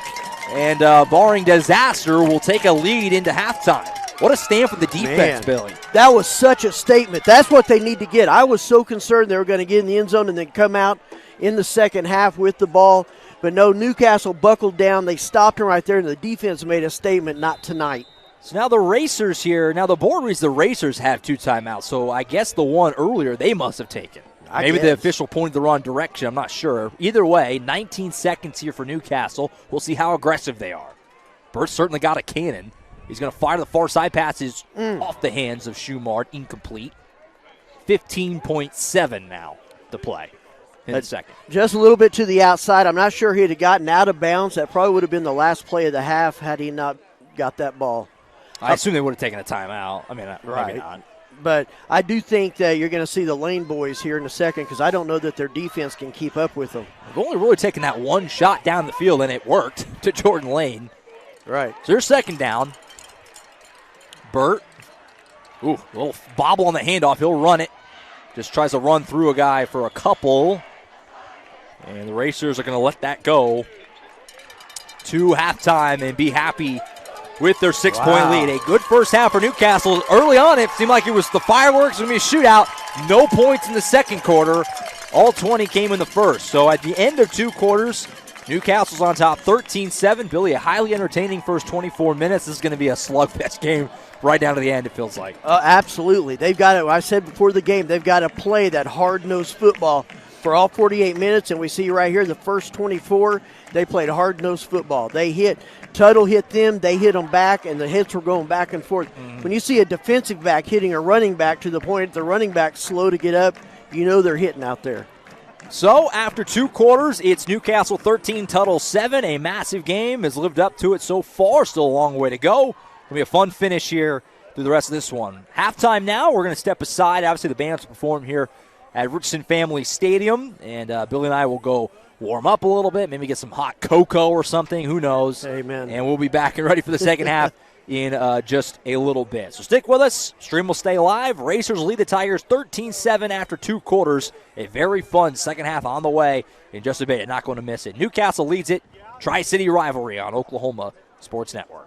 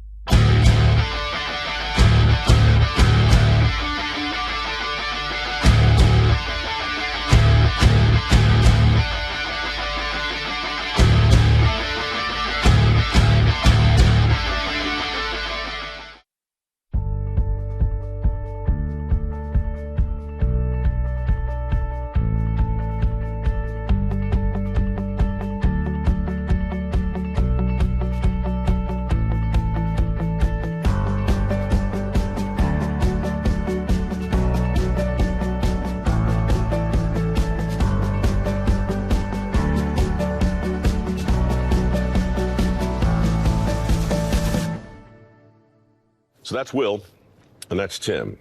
And the farm has been in the family now how long, Tim? 100 years or so. You stopped counting? Yes. The idea that 1.5% of this country is feeding 330 million people 3 times a day. You shut down a lot of oil and gas, you shut down a lot of U.S. ag.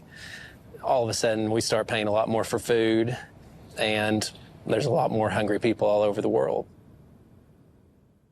College is more than just going to class. College is a journey. It's meeting new people and making new friendships that will last a lifetime. It's learning from professors who care about you and your success. And finding out it can be really fun and rewarding. It's discovering that thing you want to do for the rest of your life. Cameron University is all about helping you grow and succeed. Because your success is our success.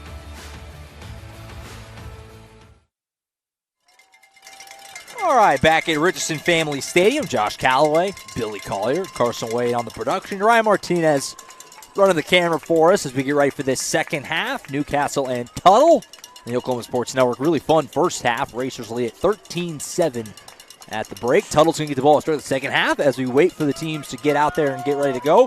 Give you a few scores from around 4A tonight. The big one that we talked about that we're going to keep a close eye on is Bethany Blanchard.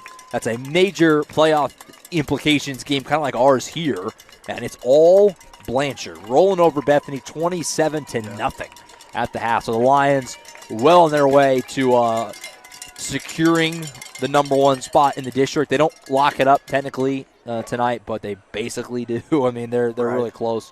So the Broncos are, meanwhile, for them, their hopes at getting to the 2 line aren't completely dead, but they're hanging on by a thread. Obviously, they would have to beat Newcastle next week, and then they're rooting for Newcastle to win this game because that's easier for them to just beat Newcastle, and then it comes down to points, and then we'll see what happens. But not looking good for the Broncos there. All Blanchard in that one. A few other 4A games of note that we kind of highlighted in a pregame. Cash right now on OSN leading Clinton 7-0. That's a bit of a surprise. To me, the Bulldogs on top of the Tornadoes. And that big one in 4A4, Poto, Ada, both teams are 8-0, and the Pirates right now 19-7 on top of Ada. That was a little while ago. I think that's games at halftime now, so that's a big one there. Also, Oologah leading Cushing 14-7, so a bit of a surprise there as well. So some surprising scores, a lot of big games tonight. Week 9 of the high school football season. Billy, we're just, I mean, this is it. I mean, this is kind of the push comes to shove moment in the season here as a lot of big games going on tonight across Oklahoma. The playoffs are right on the horizon here. Well, it just so much is on every single game, it seems like. If you're in the top 4 of your division, there is so much weight on every game. You can't take a playoff. You can't take a night off. You've got to play your A game each time. 100%, and this game certainly falls into that category. Absolutely. The perplexion of the playoffs for these two teams changes radically over what happens in the next 24 minutes of football. We'll go ahead and take one more break here, and when we come back, we'll have the second half for you. Newcastle, Tuttle, second half coming up on the other side of this break on the Oklahoma Sports Network. At CFD, our mission is to deliver quality dentistry by providing big practice benefits with a little practice feel. Since 2008, we've updated our look, technology, and have added new smiles to our tenured staff to better care for you right here at home. Convenience for you is one of our biggest goals, and we often provide same-day treatment to minimize your time off work. We are open Monday through Friday to serve you. Visit cfdok.com for details. We look forward to seeing you at our big little practice.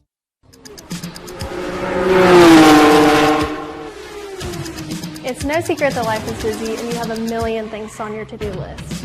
Here at Community Bank of Oklahoma, we've made banking simple again. We can help you get to the important things in life, like the big game tonight. We do all the heavy lifting, so you don't have to. Race towards us at Community Bank of Oklahoma because we wouldn't be a community without you.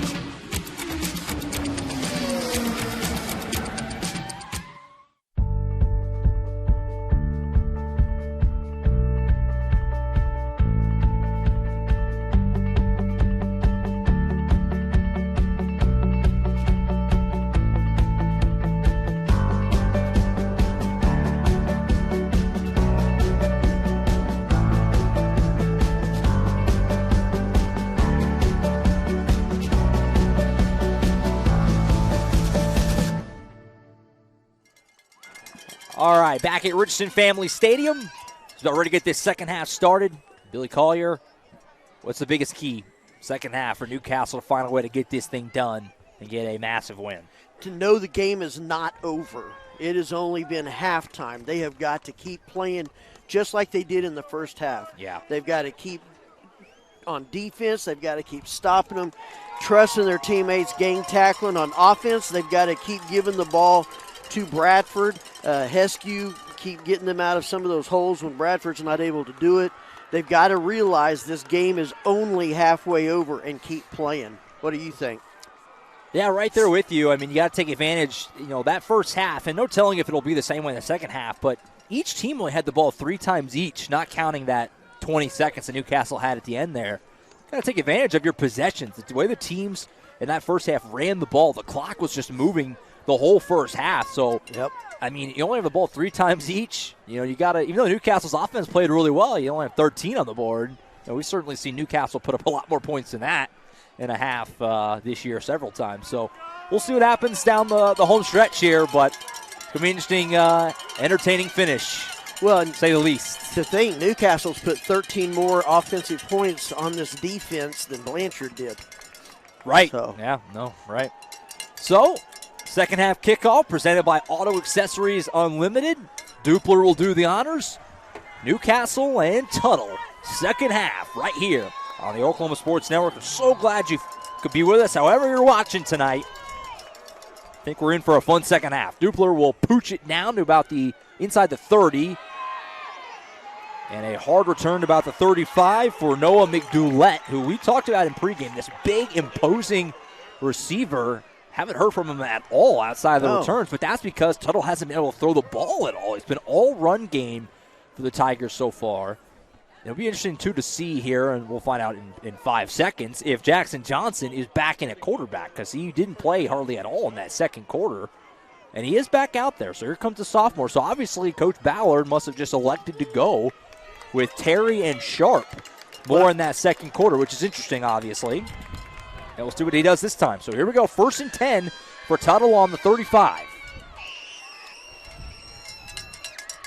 Roundsville, the running back, pass on the flat here to McAdoo. Ooh. Bounce outside, he's got room. McAdoo running hard and out near the 45, and looks like he's going to get the first down by about a yard. Brady McAdoo, who ironically hasn't been as effective in the run game as much as kind of those little quick passes outside and then let him go, get him in space. That's kind of where he's been more dangerous tonight. Right, he hasn't really been that dangerous from a running back position. Yeah, it's been more Roundsville for the Tigers. So 1st and 10 to the 46. Johnson, handoff. Here's Roundsville. Right up the middle, he's got room. Roundsville cuts back inside the 40. 2 plays, 2 big chunks, 2 first downs. The Tigers are on the move here to open up this second half. Yeah, the defense was really caught off guard. They weren't up there and set and ready to go. I think Tuttle went a little faster than normal, caught them off guard. 1st and 10 to the 37, just 30 seconds into this second half. Tigers trying to get their first lead of the night. Johnson rolls out to his right, and he's going to take off and run with it. He's got room, and he's inside the 30. Tigers are gashing Newcastle here to open up this second half. Now, we saw them do this the first drive of the game, too. Newcastle buckled down in the red zone. Might need something similar here, as so far, Tigers are racing down the field. Yeah, that's the first time they've kept them from getting a first down. So, 2nd down and 1. 10:53 and counting to play in the third. Handoff Roundsville again. Up the middle, a lot of room is there. He picks up the first down. They do bottle him up, but not before he got just on the outskirts of the red zone. 1st and 10, Tuttle. Yeah, they're just running it up the middle, just running and running and running. And I don't know what that halftime speech was like with the coach, but they come out with a little bit of fight in their eyes. So 1st and 10, they're calling it at the 21-yard line. Tuttle down by 6. Racers went for 2 earlier and didn't get it. That's kind of looming large at the moment. It's a lot of game left, certainly, but Major Sharp in here at quarterback for the short yard, or 1st and 10, excuse me. Sharp will bounce out to the left. He's going to get a couple, but not much more than that. Wrapped up by Heskew in open field. Racer faithful here hoping for a holding call. I didn't see one, but I was kind of looking at the ball more than the the blocks. Yeah, a few. 2nd and 7, they're going to call it. They're just lining up and hitting helmets. You're seeing them. You're seeing them hit back out there. Under 10 minutes to play in the third. 2nd and 7 coming up for the Tigers at the 18-yard line. Johnson back in at QB. Roundsville, the running back, he'll get it.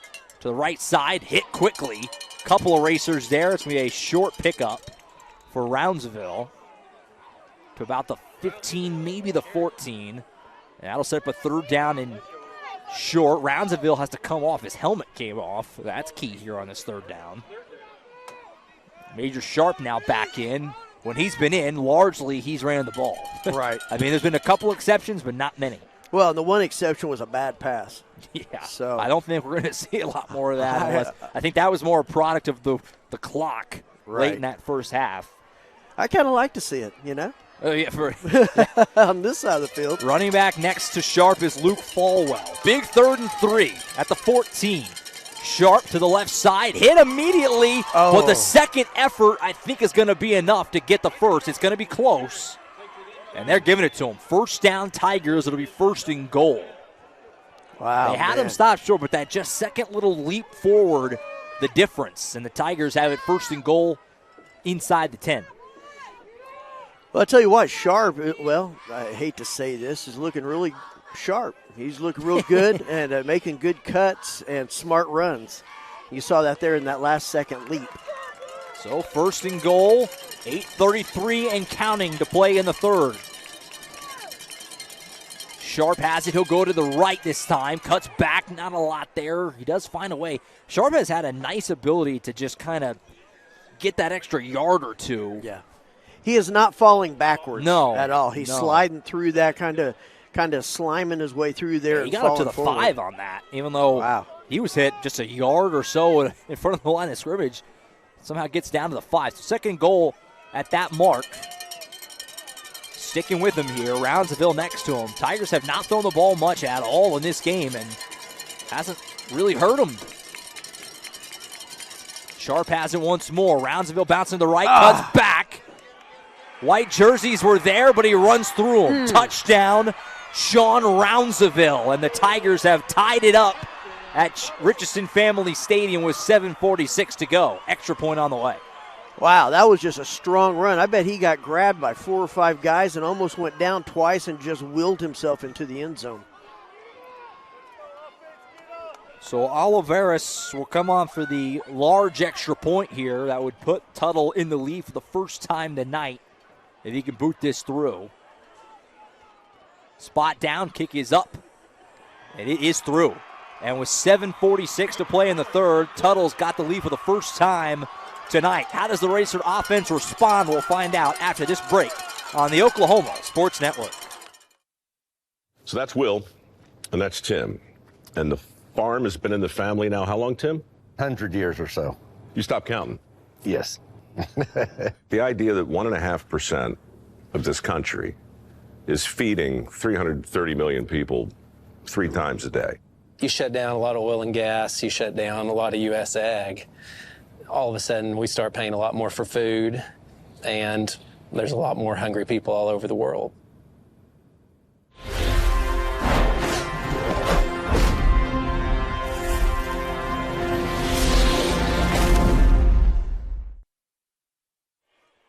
Back at Richardson Family Stadium, Josh Calloway, Billy Collier on the Oklahoma Sports Network. Tuttle's got their first lead after the touchdown run by Roundsville.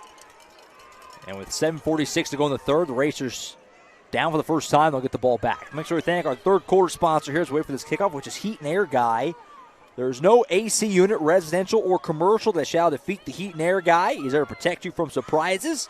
For all your heat and air needs, call today. Phone him at 405-305-5734. Could use some heat right now. Heat and air guy. Definitely. Kick is away and fielded by Longman. He boots it. It's still on the turf, and he's trying to just get on it. And so the Racers are going to be pinned down at the 10-yard line. Maybe a little bit of nerves, a little bit of cold. Longman can't pull that in, and now the Racers are backed up. That's not what you needed in terms of field position to start what's the biggest drive of the season so far. Right here. Well, and I think he got to looking up at the field a little too early. Yeah. So, just kind of unfortunate thing. So here we go. Jackson Burt back out there. We mentioned right at the top, Jackson Shaniel not 100% tonight, has not played quarterback. He's been on defense a little bit,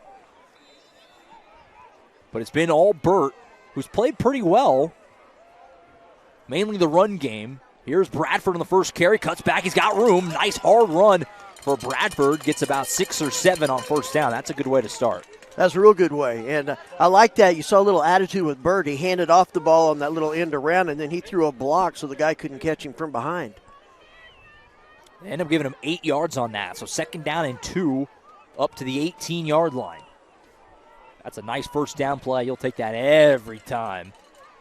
Back to him, up the middle, stoned this time.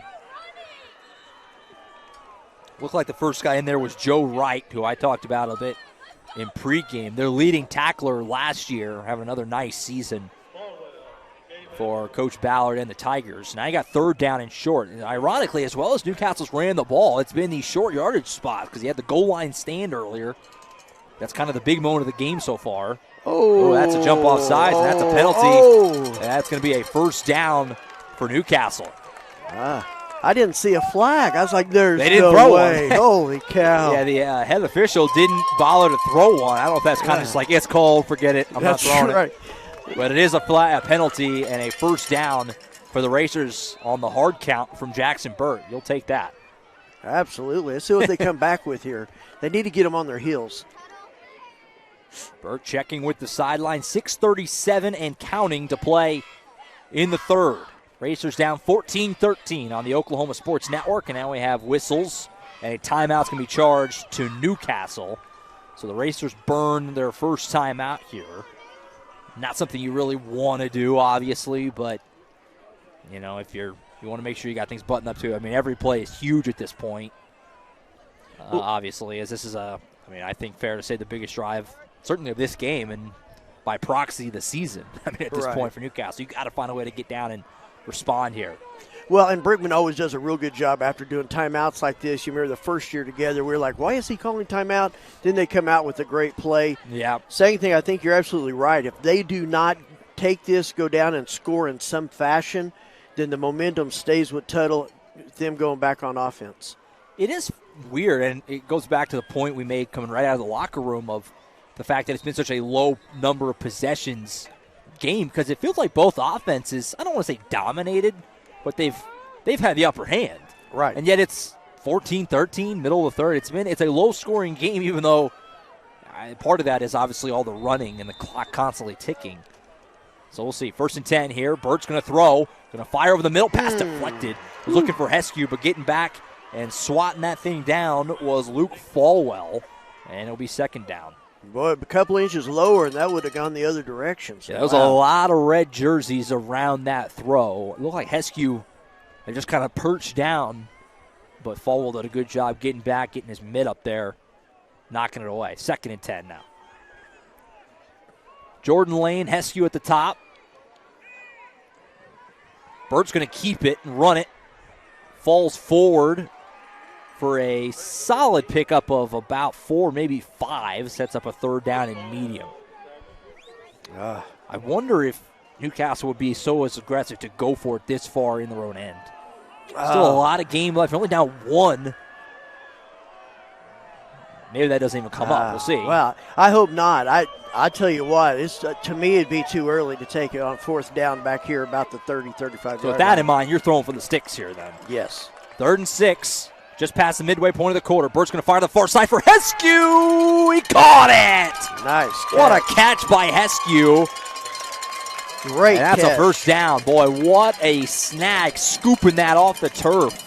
Man, I can't say any more about Heskew than I've already said. That ball was out of his hands before Heskew turned back for it, scooped it off the ground, and made a great catch. That's the 3rd big 3rd down conversion, Burt to Heskew in this game. That was a nice throw, but Heskew, who was well covered, just went down and got that off the turf. Great play. 1st and 10. Burt back to pass again. Pump fake once. He's going to look deep down the sideline. Off the hands. Incomplete. That was intended for Alex Schumard, the freshman. Yeah, Burt threw a seed right in between. That was a laser beam.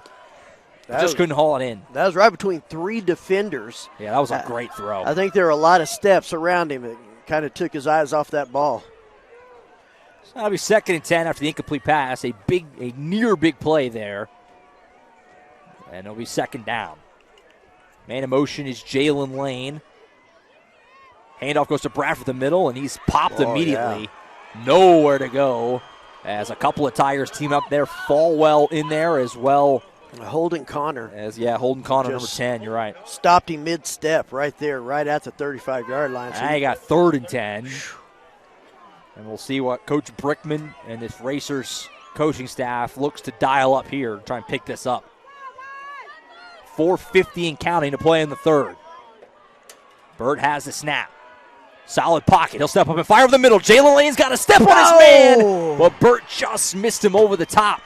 Lane had beat his guy, but Burt just a little too much over the outstretched arm of Jalen Lane. And now you got 4th and 10. And I got to assume they're going to go ahead and punt and try to play defense here. 4th and 10 is a lot to ask for on your own 35. Yeah. I think it's just too much. And, again, it's early in the game, but defense needs to know now they've got to stand up. Even theoretically, if Tuttle scores a touchdown, assuming they don't go for 2, you're still 1 score back, 1 possession back. And so I think probably punting it's hard to do, but I think it's the right move. But Bird will get it away. A lot of pressure in his face. Not a great punt. Did a good job just to get rid of it, frankly. And it's going to roll down at the 43. So Tuttle's going to have good field position. Burt not really able to step into that because 2 or 3 Tigers were kind of crashing down on him. And that's where Tuttle will set up. And now comes a massive sequence for the Racers defense, Billy. Got to find a way to buckle down and get a stop here. Yeah, they've got to. I mean, it's just one of those things. You pick your poison. They're running, and they're running, and they're running. But about the time you go up on that, you know they're going to be open for the pass. So they've got to bend but not break and stay in there and keep them on short runs. So 4:35 to go in the 3rd. Here comes Eli Terry again at quarterback for the Tigers. Handoff to Roundsville up the middle. Got room again. Across midfield, short of the marker, but not by much. Sean Roundsville right now has been the thorn in Newcastle's side in this game. Roundsville just a sophomore as well, and he's been really good tonight. Yeah, they're really doing a great job blocking the Racers there on the line. They're opening up those holes. This is probably the best offensive line they've seen all season. That was a good tackle by Heskew coming up and not letting him go, too. 2nd and 2, what is called officially. Terry runs it to Roundsville around the right side. Cutback move. Got the 1st down and more. Burchett among there. Roundsville just continues to move the pile down to the 40. And right now the Tigers just have the momentum, Billy. It's going to take at least one huge play to swing this thing back. Down to 39 they gave him there. He was hit at the 45. The only thing more dangerous than a good running back is an excited good running back. And they're getting some excitement in there and enjoying running. That was a great cutback right there. Need to see if they can answer that at the Racers. 1st and 10 to 39. Tigers continuing to just pound the rock. Keep feeding them. Roundsville again. And he'll only get a couple this time. Good open field tackle there by QB1, Jackson Burt in there. Yeah, that was a good tackle. Good tackle right there.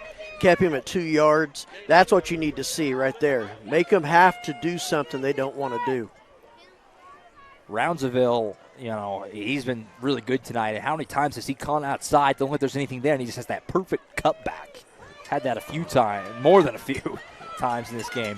Yeah, he's got them tall cleats on, can stop on a dime. Under 3 minutes to play in the 3rd. Here's Major Sharp back at quarterback. Another low snap. That's been a problem for Tuttle. Hasn't mattered. Oh. Sharp, meanwhile, gets upended after a nice run up the gut. I think they're going to call him short, but not by much. 3rd down and maybe a yard or 2 come for the Tigers here. That's Heskew going right in at those legs. If you saw him there, the legs cartwheeled up and he just whipped around on the floor. Heskew's coming in and stopping those legs. Calling it 3rd and 3 officially. Sharp still in a QB. Sharp up the gut. Nope. And he's bottled up. The second effort is kind of hurt Newcastle tonight, but not this time. As Sharp is stopped. And now you got 4th down. This is an obvious goal if you're Coach Ballard. The way you've ran the ball tonight, 4th down, and you're looking at maybe a yard, if that. This would be a good place to get that ball back. You had Blake Allen just closing up that hole right there. Massive spot here. It's a tough ask, but 4th and 1. See if Newcastle can't buckle down. Sharp trying to get the hard count. Newcastle does a good job to stay back. Sharp checking with his own line. Play clock down to 5. Sharp takes it to the right side. Trying to get the call. He doesn't get it. Trey Burchett blows it up in the backfield, and Newcastle somehow finds a way back-to-back plays to shut down Sharp and get the ball back with 1:31 to go in the 3rd. That's exactly what they needed right there, is somebody to come in with one of those high-dollar plays right there and just get him in the backfield and put an end to this momentum. Well, that's a huge play right there. Enormous. I mean, you had it 3rd down, and what was it, 2 or 3? And you stop them twice after the way they've been running the ball this entire 3rd quarter. What a statement that is by the Racers. Now they get the ball back on their own 32, 1st and 10, $1:31 to play in the 3rd. Bradford up the middle, running hard, spinning his way for a couple. Well, and one thing you noticed, especially at this level, there weren't a lot of those jerseys that went off the field. You got Major down here as a defensive back. You got a lot of these same players in here playing on defense, and you got to wonder how long they can go at this pace. Gave him 3 yards to the 35, 2nd and 7 as we near the final minute of the 3rd. This intense rivalry game with so much at stake in terms of playoff seeding. Burt faked the handoff, going to keep it, nothing there. Tigers bottle him up. He loses a few, back to close to where the original line of scrimmage was. And here comes 3rd and long. Yeah, that was a bad loss right there. Yeah, Tuttle just was all over that. Yeah, they're getting past the offensive line right there. You've got to close that off. So now you got 3rd and 9 is what they called officially. 30 seconds to play in the quarter. They don't have to snap it again, so if Coach Brickman wants to take a de facto timeout to make sure he gets his play call right, he could do that. It doesn't look like they're in a hurry to call. So, oh, there they go, calling in the play now. Possibly the final play of the 3rd quarter. 3rd and 9. Oh, and Tigers jump again, and they're going to call it. Wow. And that's a big penalty against Tuttle. That takes a 3rd and 9, turns into a 3rd and 4. Obviously, wow. that's a massive difference, obviously, for the Racers trying to pick this up and keep this drive moving. Huge difference with 11 seconds left in the quarter. Somebody's going to have to talk to Coach about that later. 11.1 seconds is what the 3rd quarter clock reads. And it'll start to wind now, and I don't think Newcastle's going to snap this again. No. So they're going to take it to the 4th and try to make sure they got their ducks in a row on this next massive play call. 3 quarters in the books in the Tri-City rivalry. Tuttle 14, Newcastle 13. 4th quarter coming up on the other side of this break on the Oklahoma Sports Network.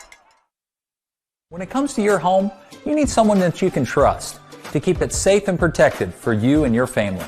Vesta Foundation Solutions is your local, family-owned company that has helped many homeowners fix and protect their homes.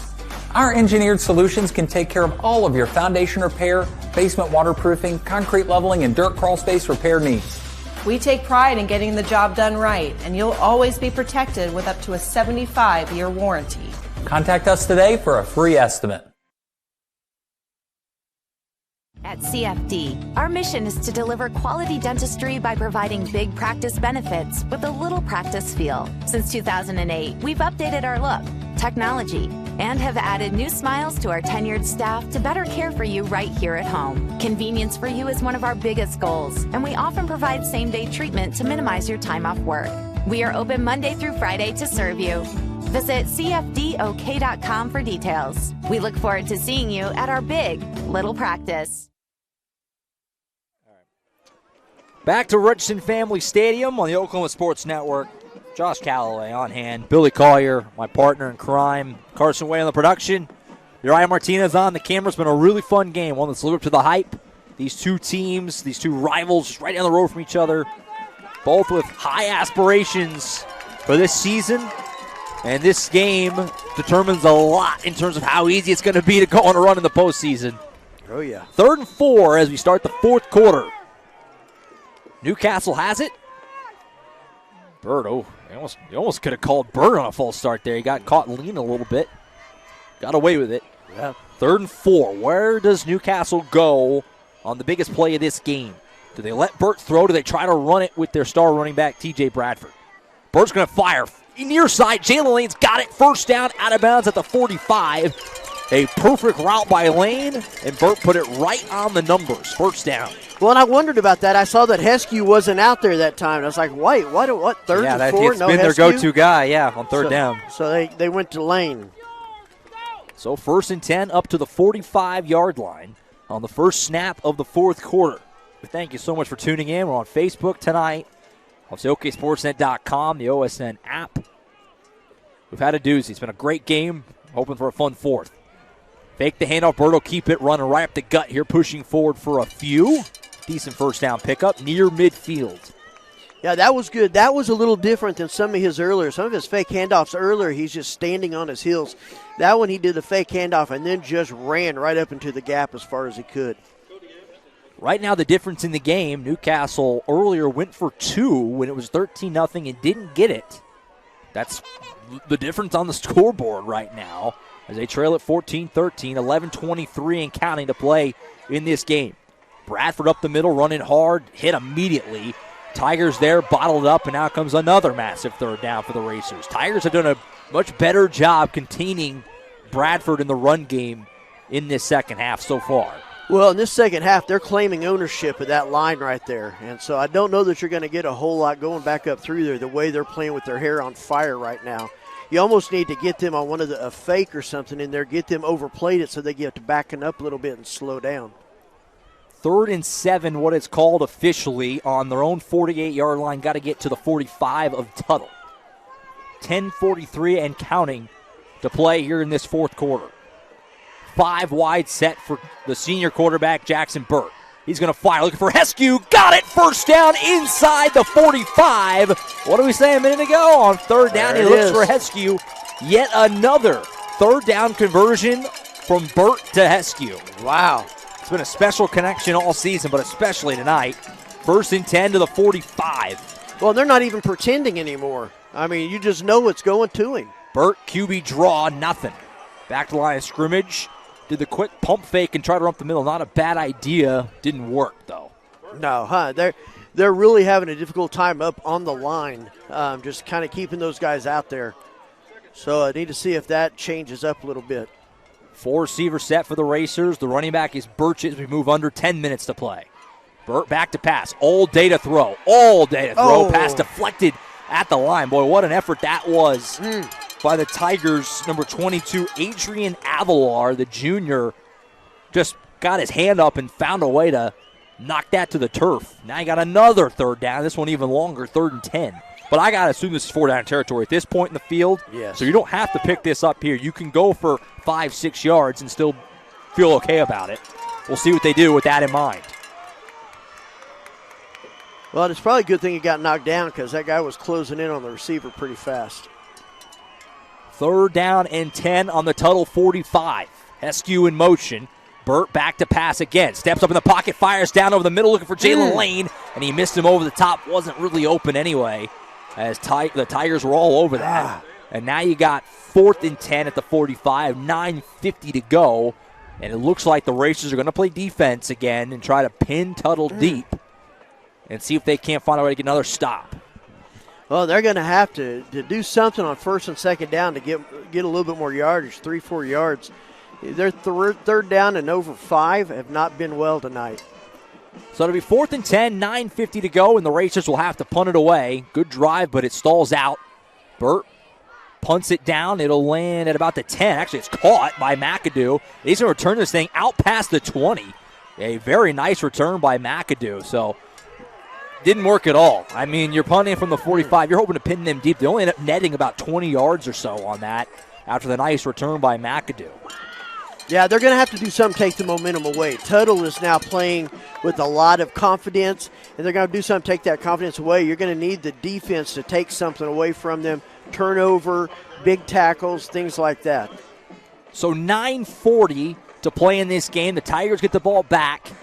Let's see if the Racers can't find a way to buckle. And they got a big stop a moment ago. Can they do it again? Jackson Johnson back in at QB for Coach Ballard and the Tigers. Roundsville the running back, as he has been most of the night. And he'll get the ball on first down to the left side, running through some tackles. Ends up getting about 7 or 8 yards. And, boy, I mean, it's just, I'm repeating myself. I sound like a broken record. Roundsville tonight, so often it feels like there's nothing there, and he just, all of a sudden, he's got 5-6 yards. He's done a great job running through contact tonight. And now Trey Burchett down for the Racers as he came over to the sideline, really letting that left arm dangle. Now what you need, obviously, for Newcastle, one of your key seniors. Yeah, and then you saw Barry kind of coming out as well right before that. Excuse me. Burchett's a junior. My mistake. Asking for somebody to come in for him. They're hitting hard. Now, one thing that Roundabout is doing, or is it Roundsville? Is doing. Roundabout. It hurt. One of the things that he's doing very well is he's running but letting his blockers get set up. And I think he's doing a great job at that because it looks like he's bottled up, and then all of a sudden it opens up for him. Yeah, he's kind of striking that nice balance between, being patient, but then also the explosion to still run through. He has been really good tonight for the Tigers. Yeah. You just see Tuttle right now just really putting their muscle on the line and just playing just hard hitting like we thought they would all night. Looks like they've stepped it up a notch. So 2nd down and 2 after the 8-yard run on first down. 9:19 on the clock here at Richardson Family Stadium, Tuttle, Oklahoma. Johnson, handoff McAdoo, running forward. He's got the first down. They will stop him in his tracks at about the 38, maybe the 39. Looks like maybe 39. And it's a first down for Tuttle. Man, they still didn't get him down on the ground. I mean, that's that confidence I'm telling you about right now that they need to do something to take that momentum out of there. Under 9 minutes to play. Tigers right now are obviously in the market of working that clock, keeping the chains moving. I wonder what they're going to do. I don't know the last time we saw a pass. It's been a while. That way of making a liar out of me. McAdoo in the backfield next to Johnson, next to Roundsville. Another low snap. McAdoo again up the middle for a few. The number of low snaps tonight for the Tigers is really high. It has never once burned them. Whether it's been Johnson or Major Sharp or Eli Terry, they've always been able to scoop it up. But playing with fire a lot tonight on those snaps. Yeah, Johnson that time just lifted it up as high as he could so that McAdoo could take it out of his hands. Giving him 5 yards on that to the 44, 2nd down and 5. Johnson, keep on pounding it. Roundsville, nothing this time. Lovejoy there. The initial contact from the Racers 55, Maddox Birdsong. Yep. And now here comes a huge 3rd down. If you can hold them here, it'll be a big decision for Coach Ballard to try to roll the dice at this spot on the field or to just punt. 7:40 to go. I tell you what, if you pick up over half of this, then I bet you see him go for it. 3rd down and 5. Another big spot in this second half of the Racer defense. Man in motion is McAdoo. He'll get it on the pitch. No. And he runs forward across midfield, carrying guys with him. 1st down into Racer territory. The first man has rarely brought down McAdoo or Roundsville tonight. That's kind of been one of the themes. Well, and if you grab them around the shoulder pads, you're not bringing them down. They've got those legs going, and the legs aren't stopping. And they're going to make you have to hit them and bring them down. And those high shots are just not doing anything. You're now across midfield to 46. The clock, meanwhile, just continues to melt away here. We're down to 7:05 and counting. Probably not enough field to use the whole clock, but you're going to leave yourself in a tough spot. Can't get a stop soon. Here's Roundsville. Hard run up the middle. He's going to go forward for about 5. And this is what Tuttle's done tonight. Haven't really had a lot of big plays. It's been a lot of this. A lot of just 4 yards here, 5 yards there. Keep moving the sticks. And that's an effective way to play. If you can get your defense on the other side to keep up with you, you're going to be in good shape a lot of the time, and that's what they've done tonight. Well, they've done this all season. They've done this last year, the year before. This is their style of football, is just wear you down. Tuttle has not put up a lot of big point totals this year, and yet they've won most of their games pretty comfortably. Johnson will keep it himself. Not a lot there. He gets just a couple. And here comes another big third down. Tigers have played a lot of run the ball, good defense. I mean, you look at some of their scores, you just peruse. Bethany 30-10. Hara 27-0. You know what I mean? A lot of games like that. I think the big difference this game that we haven't seen in Tuttle all season is how Newcastle jumped out with those 2 scores in the first quarter. Mm-hmm. That kind of surprised, everybody. And so that's the only thing that's making this quite a bit different than some of those other games. Past the midway point of the fourth now. We're at 5:45 and counting. Another massive third down. Definitely 4-down territory at this point, you would assume, for the Tigers. Roundsville almost lost it. Burt had a look at him. Racers, the cavalry gets there. Got back to about the line of scrimmage. Now here comes 4th down. That play seemed like it was just doomed from the start once Roundsville kind of let that ball slip away a little. Now comes a huge 4th down, and it looks like Tuttle's going to punt, and I'm floored. I am too. I'm floored by this decision by the Tigers. Now, obviously, your defense is playing great, too.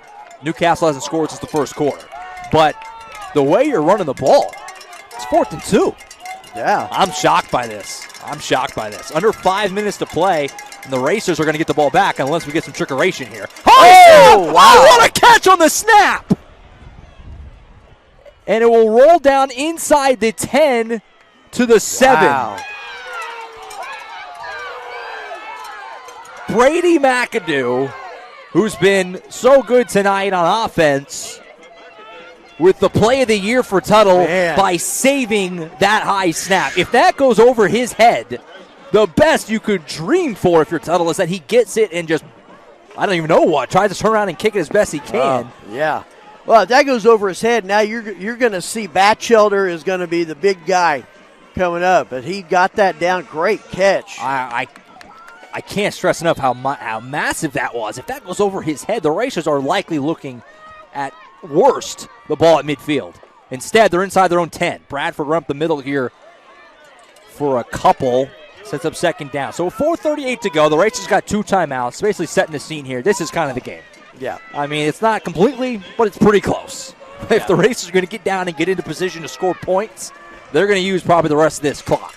Well, this is kind of it. They're going to need to get down to about the 25-yard line for Batchelder to have a chance at even kicking a field goal.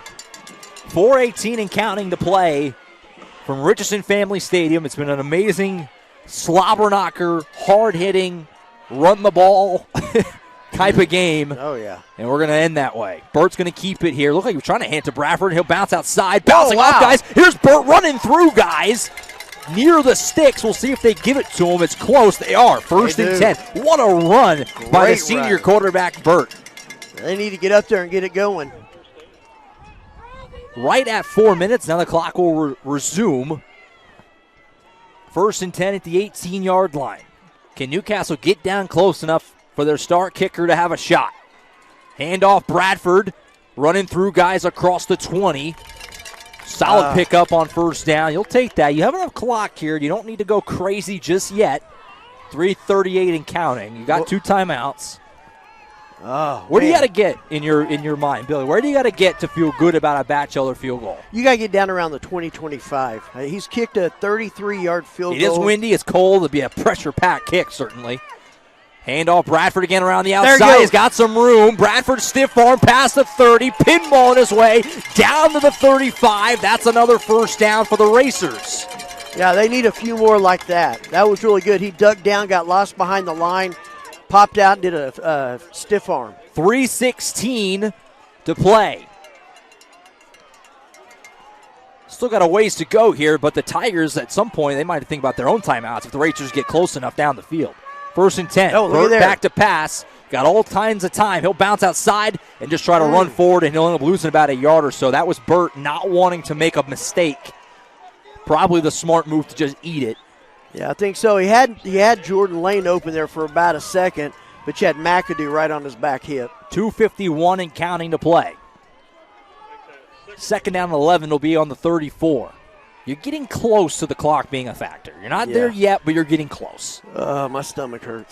That's what it's all about. 2nd down and 11. Burt takes the shotgun snap, back to pass. Good clean pocket, steps up in it, trying to find somebody open. Nobody can get loose, and Burt will be driven out of bounds. Clock will hold. No, it's going to keep ticking at 2:24. I don't think the official ever signaled for it to stop. Wow. Now they're signaling for it to stop. Yeah, that's about 10 seconds I went off they shouldn't have. So, yeah, that's about 10 seconds they need to put back on there. But now you're looking at 3rd and 10. Tuttle faithful is going bananas, as you would think, as you'd expect. Their defense trying to hold up to get a massive stop in this rivalry game. If you tuned in late, both these teams are going to the playoffs. Yeah. But the winner of this game is in the driver's seat for the 2 seed, which is the difference between being at home and being on the road in the first round, which is a massive difference. I mean, just massive. The 1s and 2s win the first round of the playoffs, the lion's share of the time. Well, this is just what makes high school football so fun, is watching games like this. 2 minutes and 15 seconds to get down there. They put 2:35 back on, so they put a lot of time back on. 2:35. That's maybe even more than they needed to put back on, Bill. So, Newcastle's not going to complain. That's a lot of time batted back on. 3rd and 10. Man jumped, but he got back. Nope, they threw the flag. Yeah, they did. They did flag it on the far side. Yep. Wow. So that makes it 3 and 5. That changes another a lot. huge offside. So that was something we talked about so much last year. Right. They got guys. It hasn't been as prevalent this year. We've seen it, but tonight it's been kind of feeling like last year. That's the 3rd or 4th tonight. Well, he got 5 yards right there and lost no time.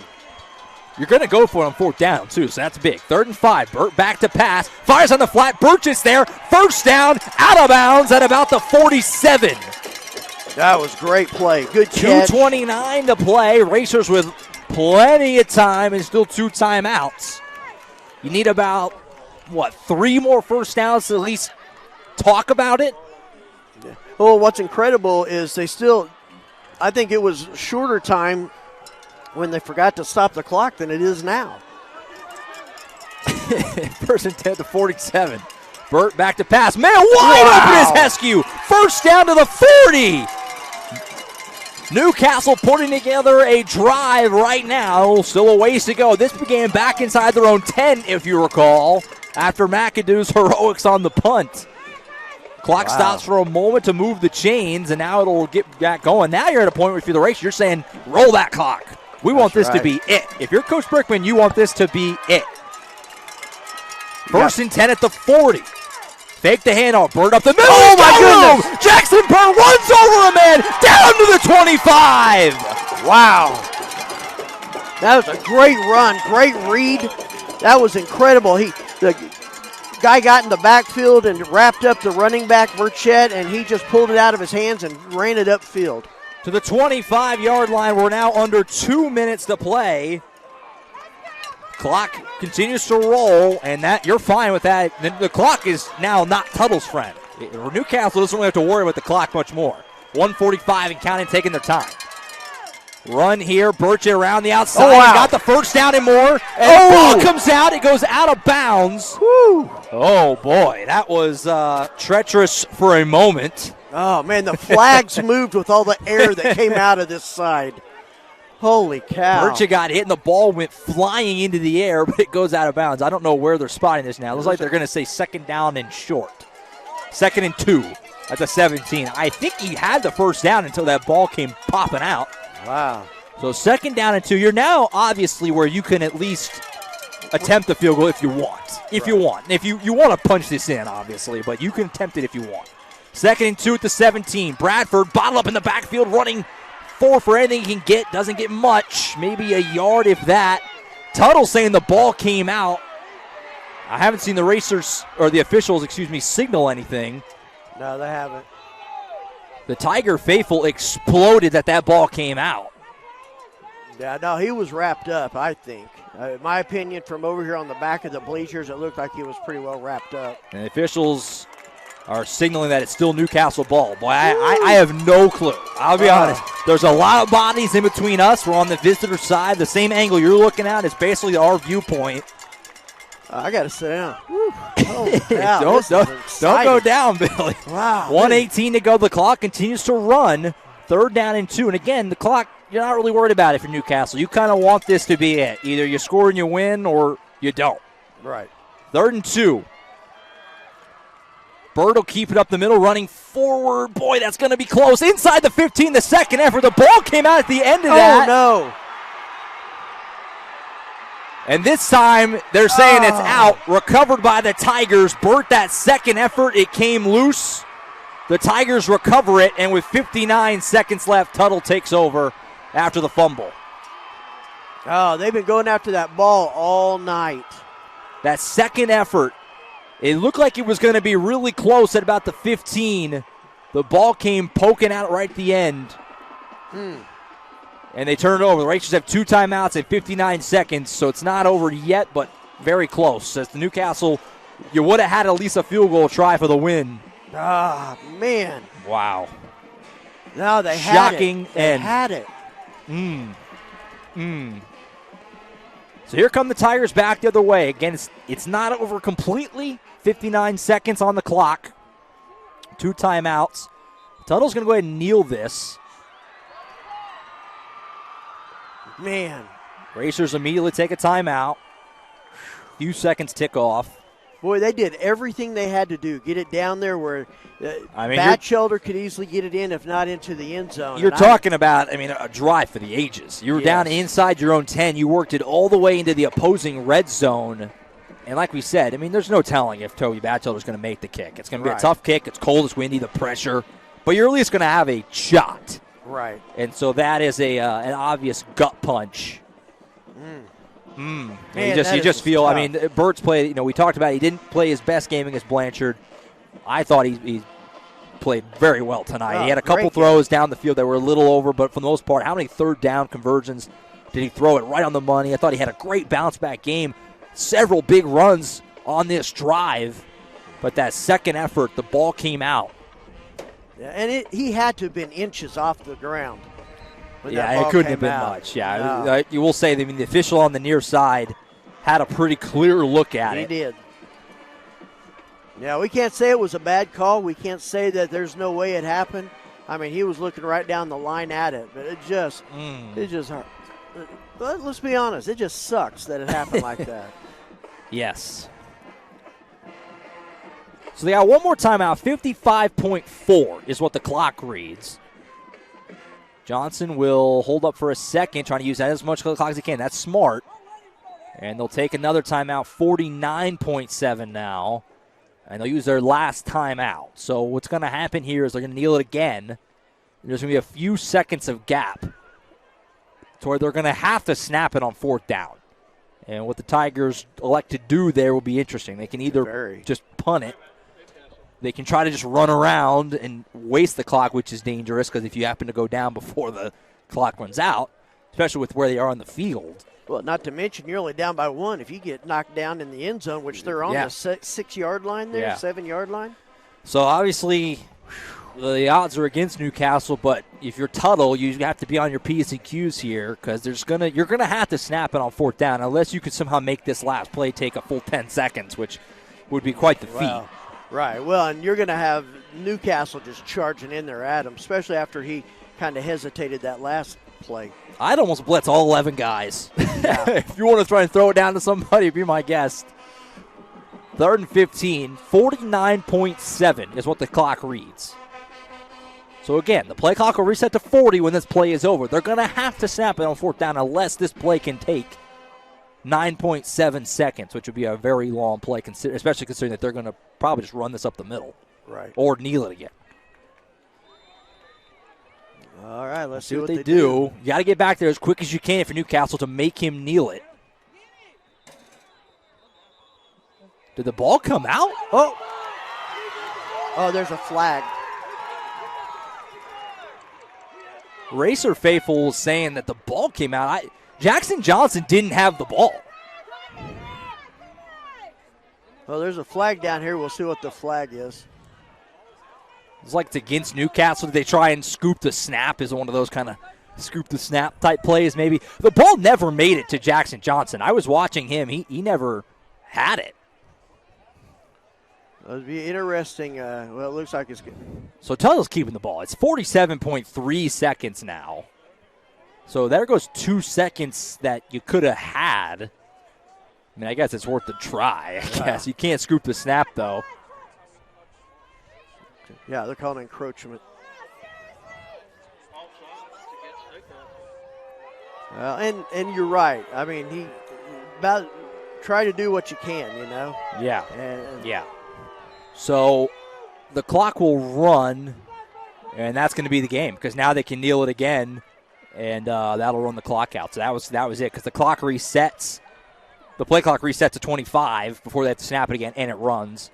So there, that goes there. As long as this is it, as long as they get this kneel off without any issues, this will be your ball game. Johnson, came in a little hot there. He doesn't need to dilly-dally. And there he goes. Now he kneels it. And that's going to do it. The Tigers win a wild one. 14-13 going to be your final. Obviously, kind of the story of this matchup. Newcastle did a lot of good tonight, but in the end just couldn't quite make the play at the end. And the Tigers find a way to get the job done. 14-13 to knock off the Racers. Wild ball game. Tigers go to 7-2. Racers fall to 7-2.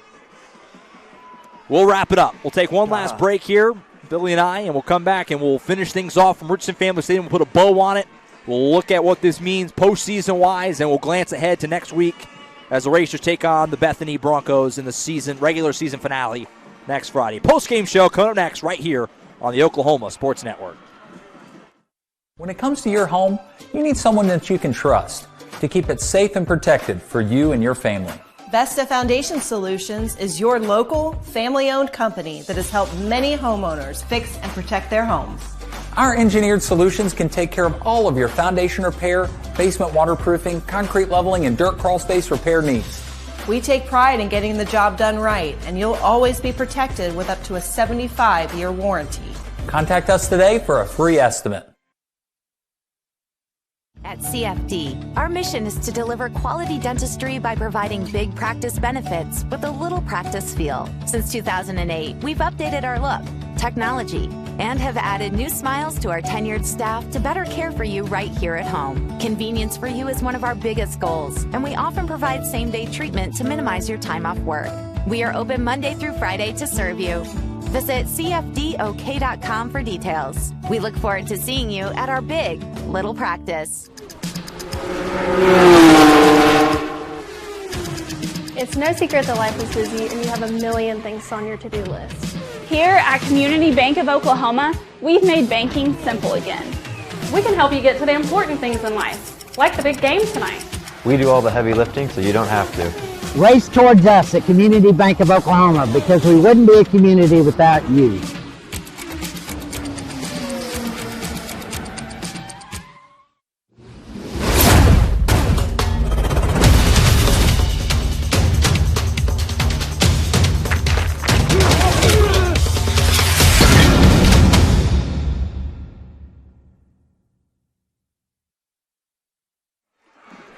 All right, back to Richardson Family Stadium. Josh Calloway, Billy Carr on the Oklahoma Sports Network. Tuttle wins a thriller, 14-13 over Newcastle.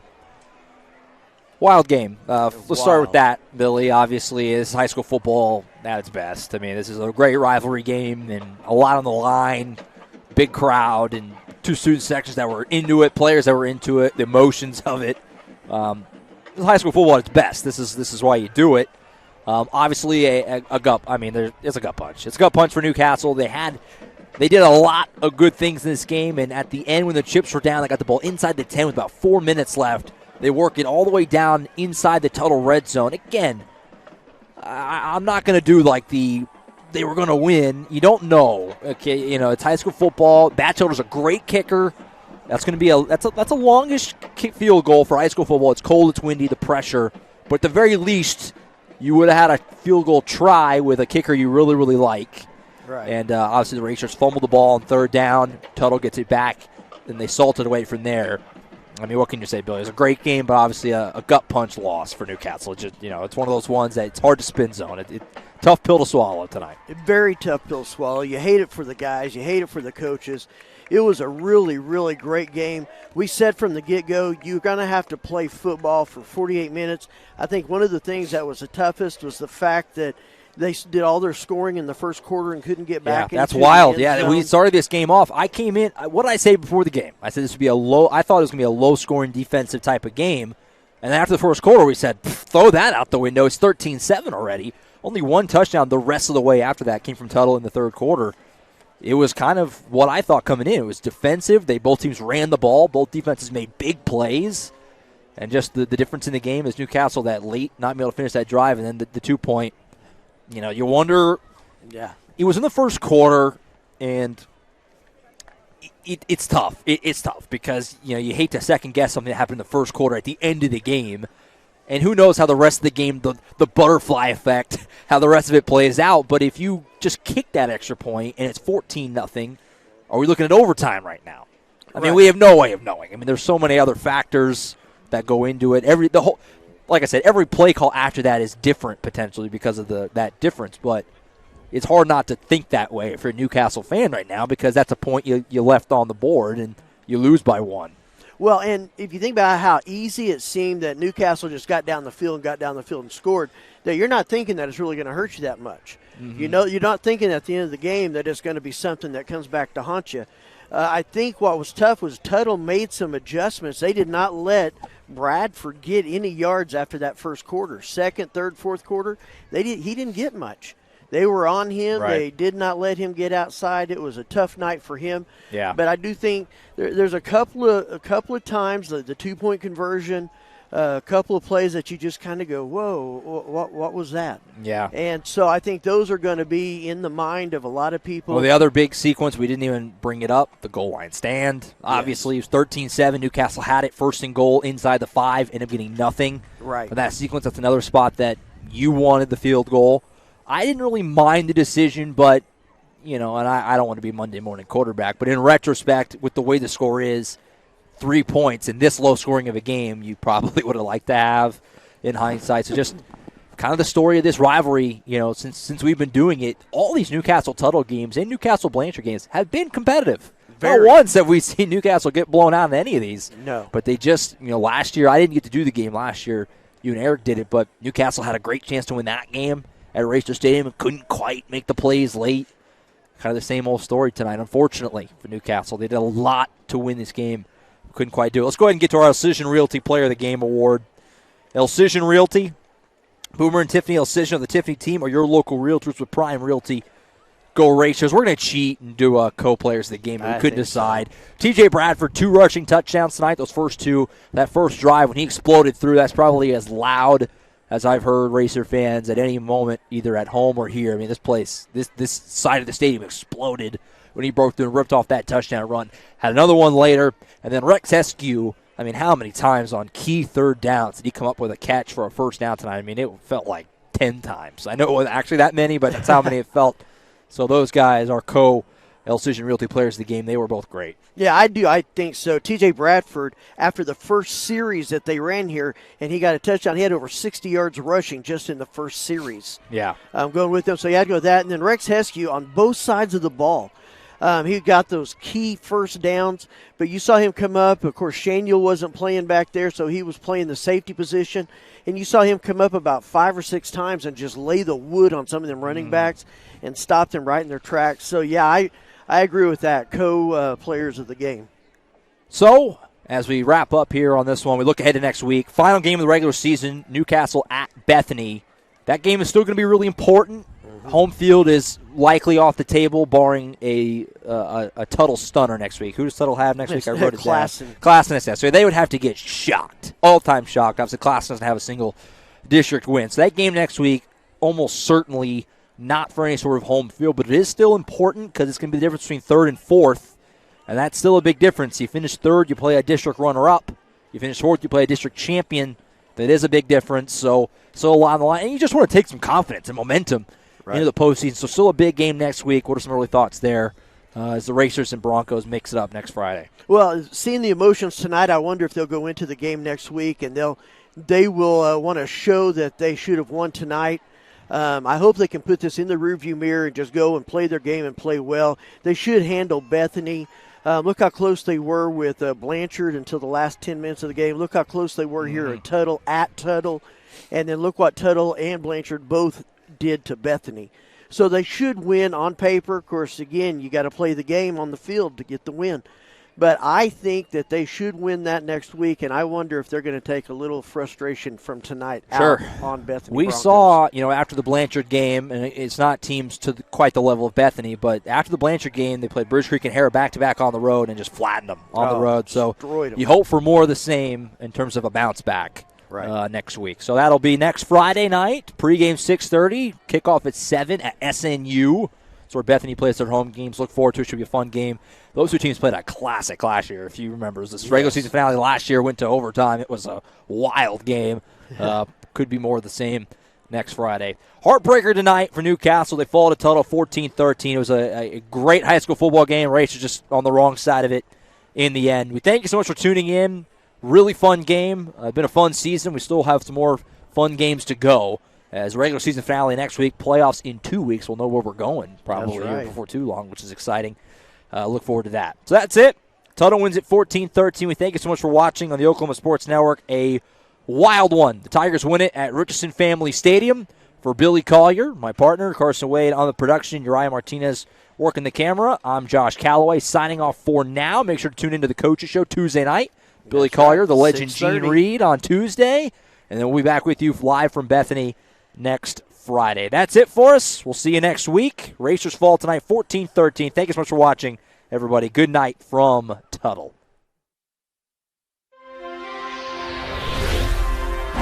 Thanks for watching this presentation of the Oklahoma Sports Network.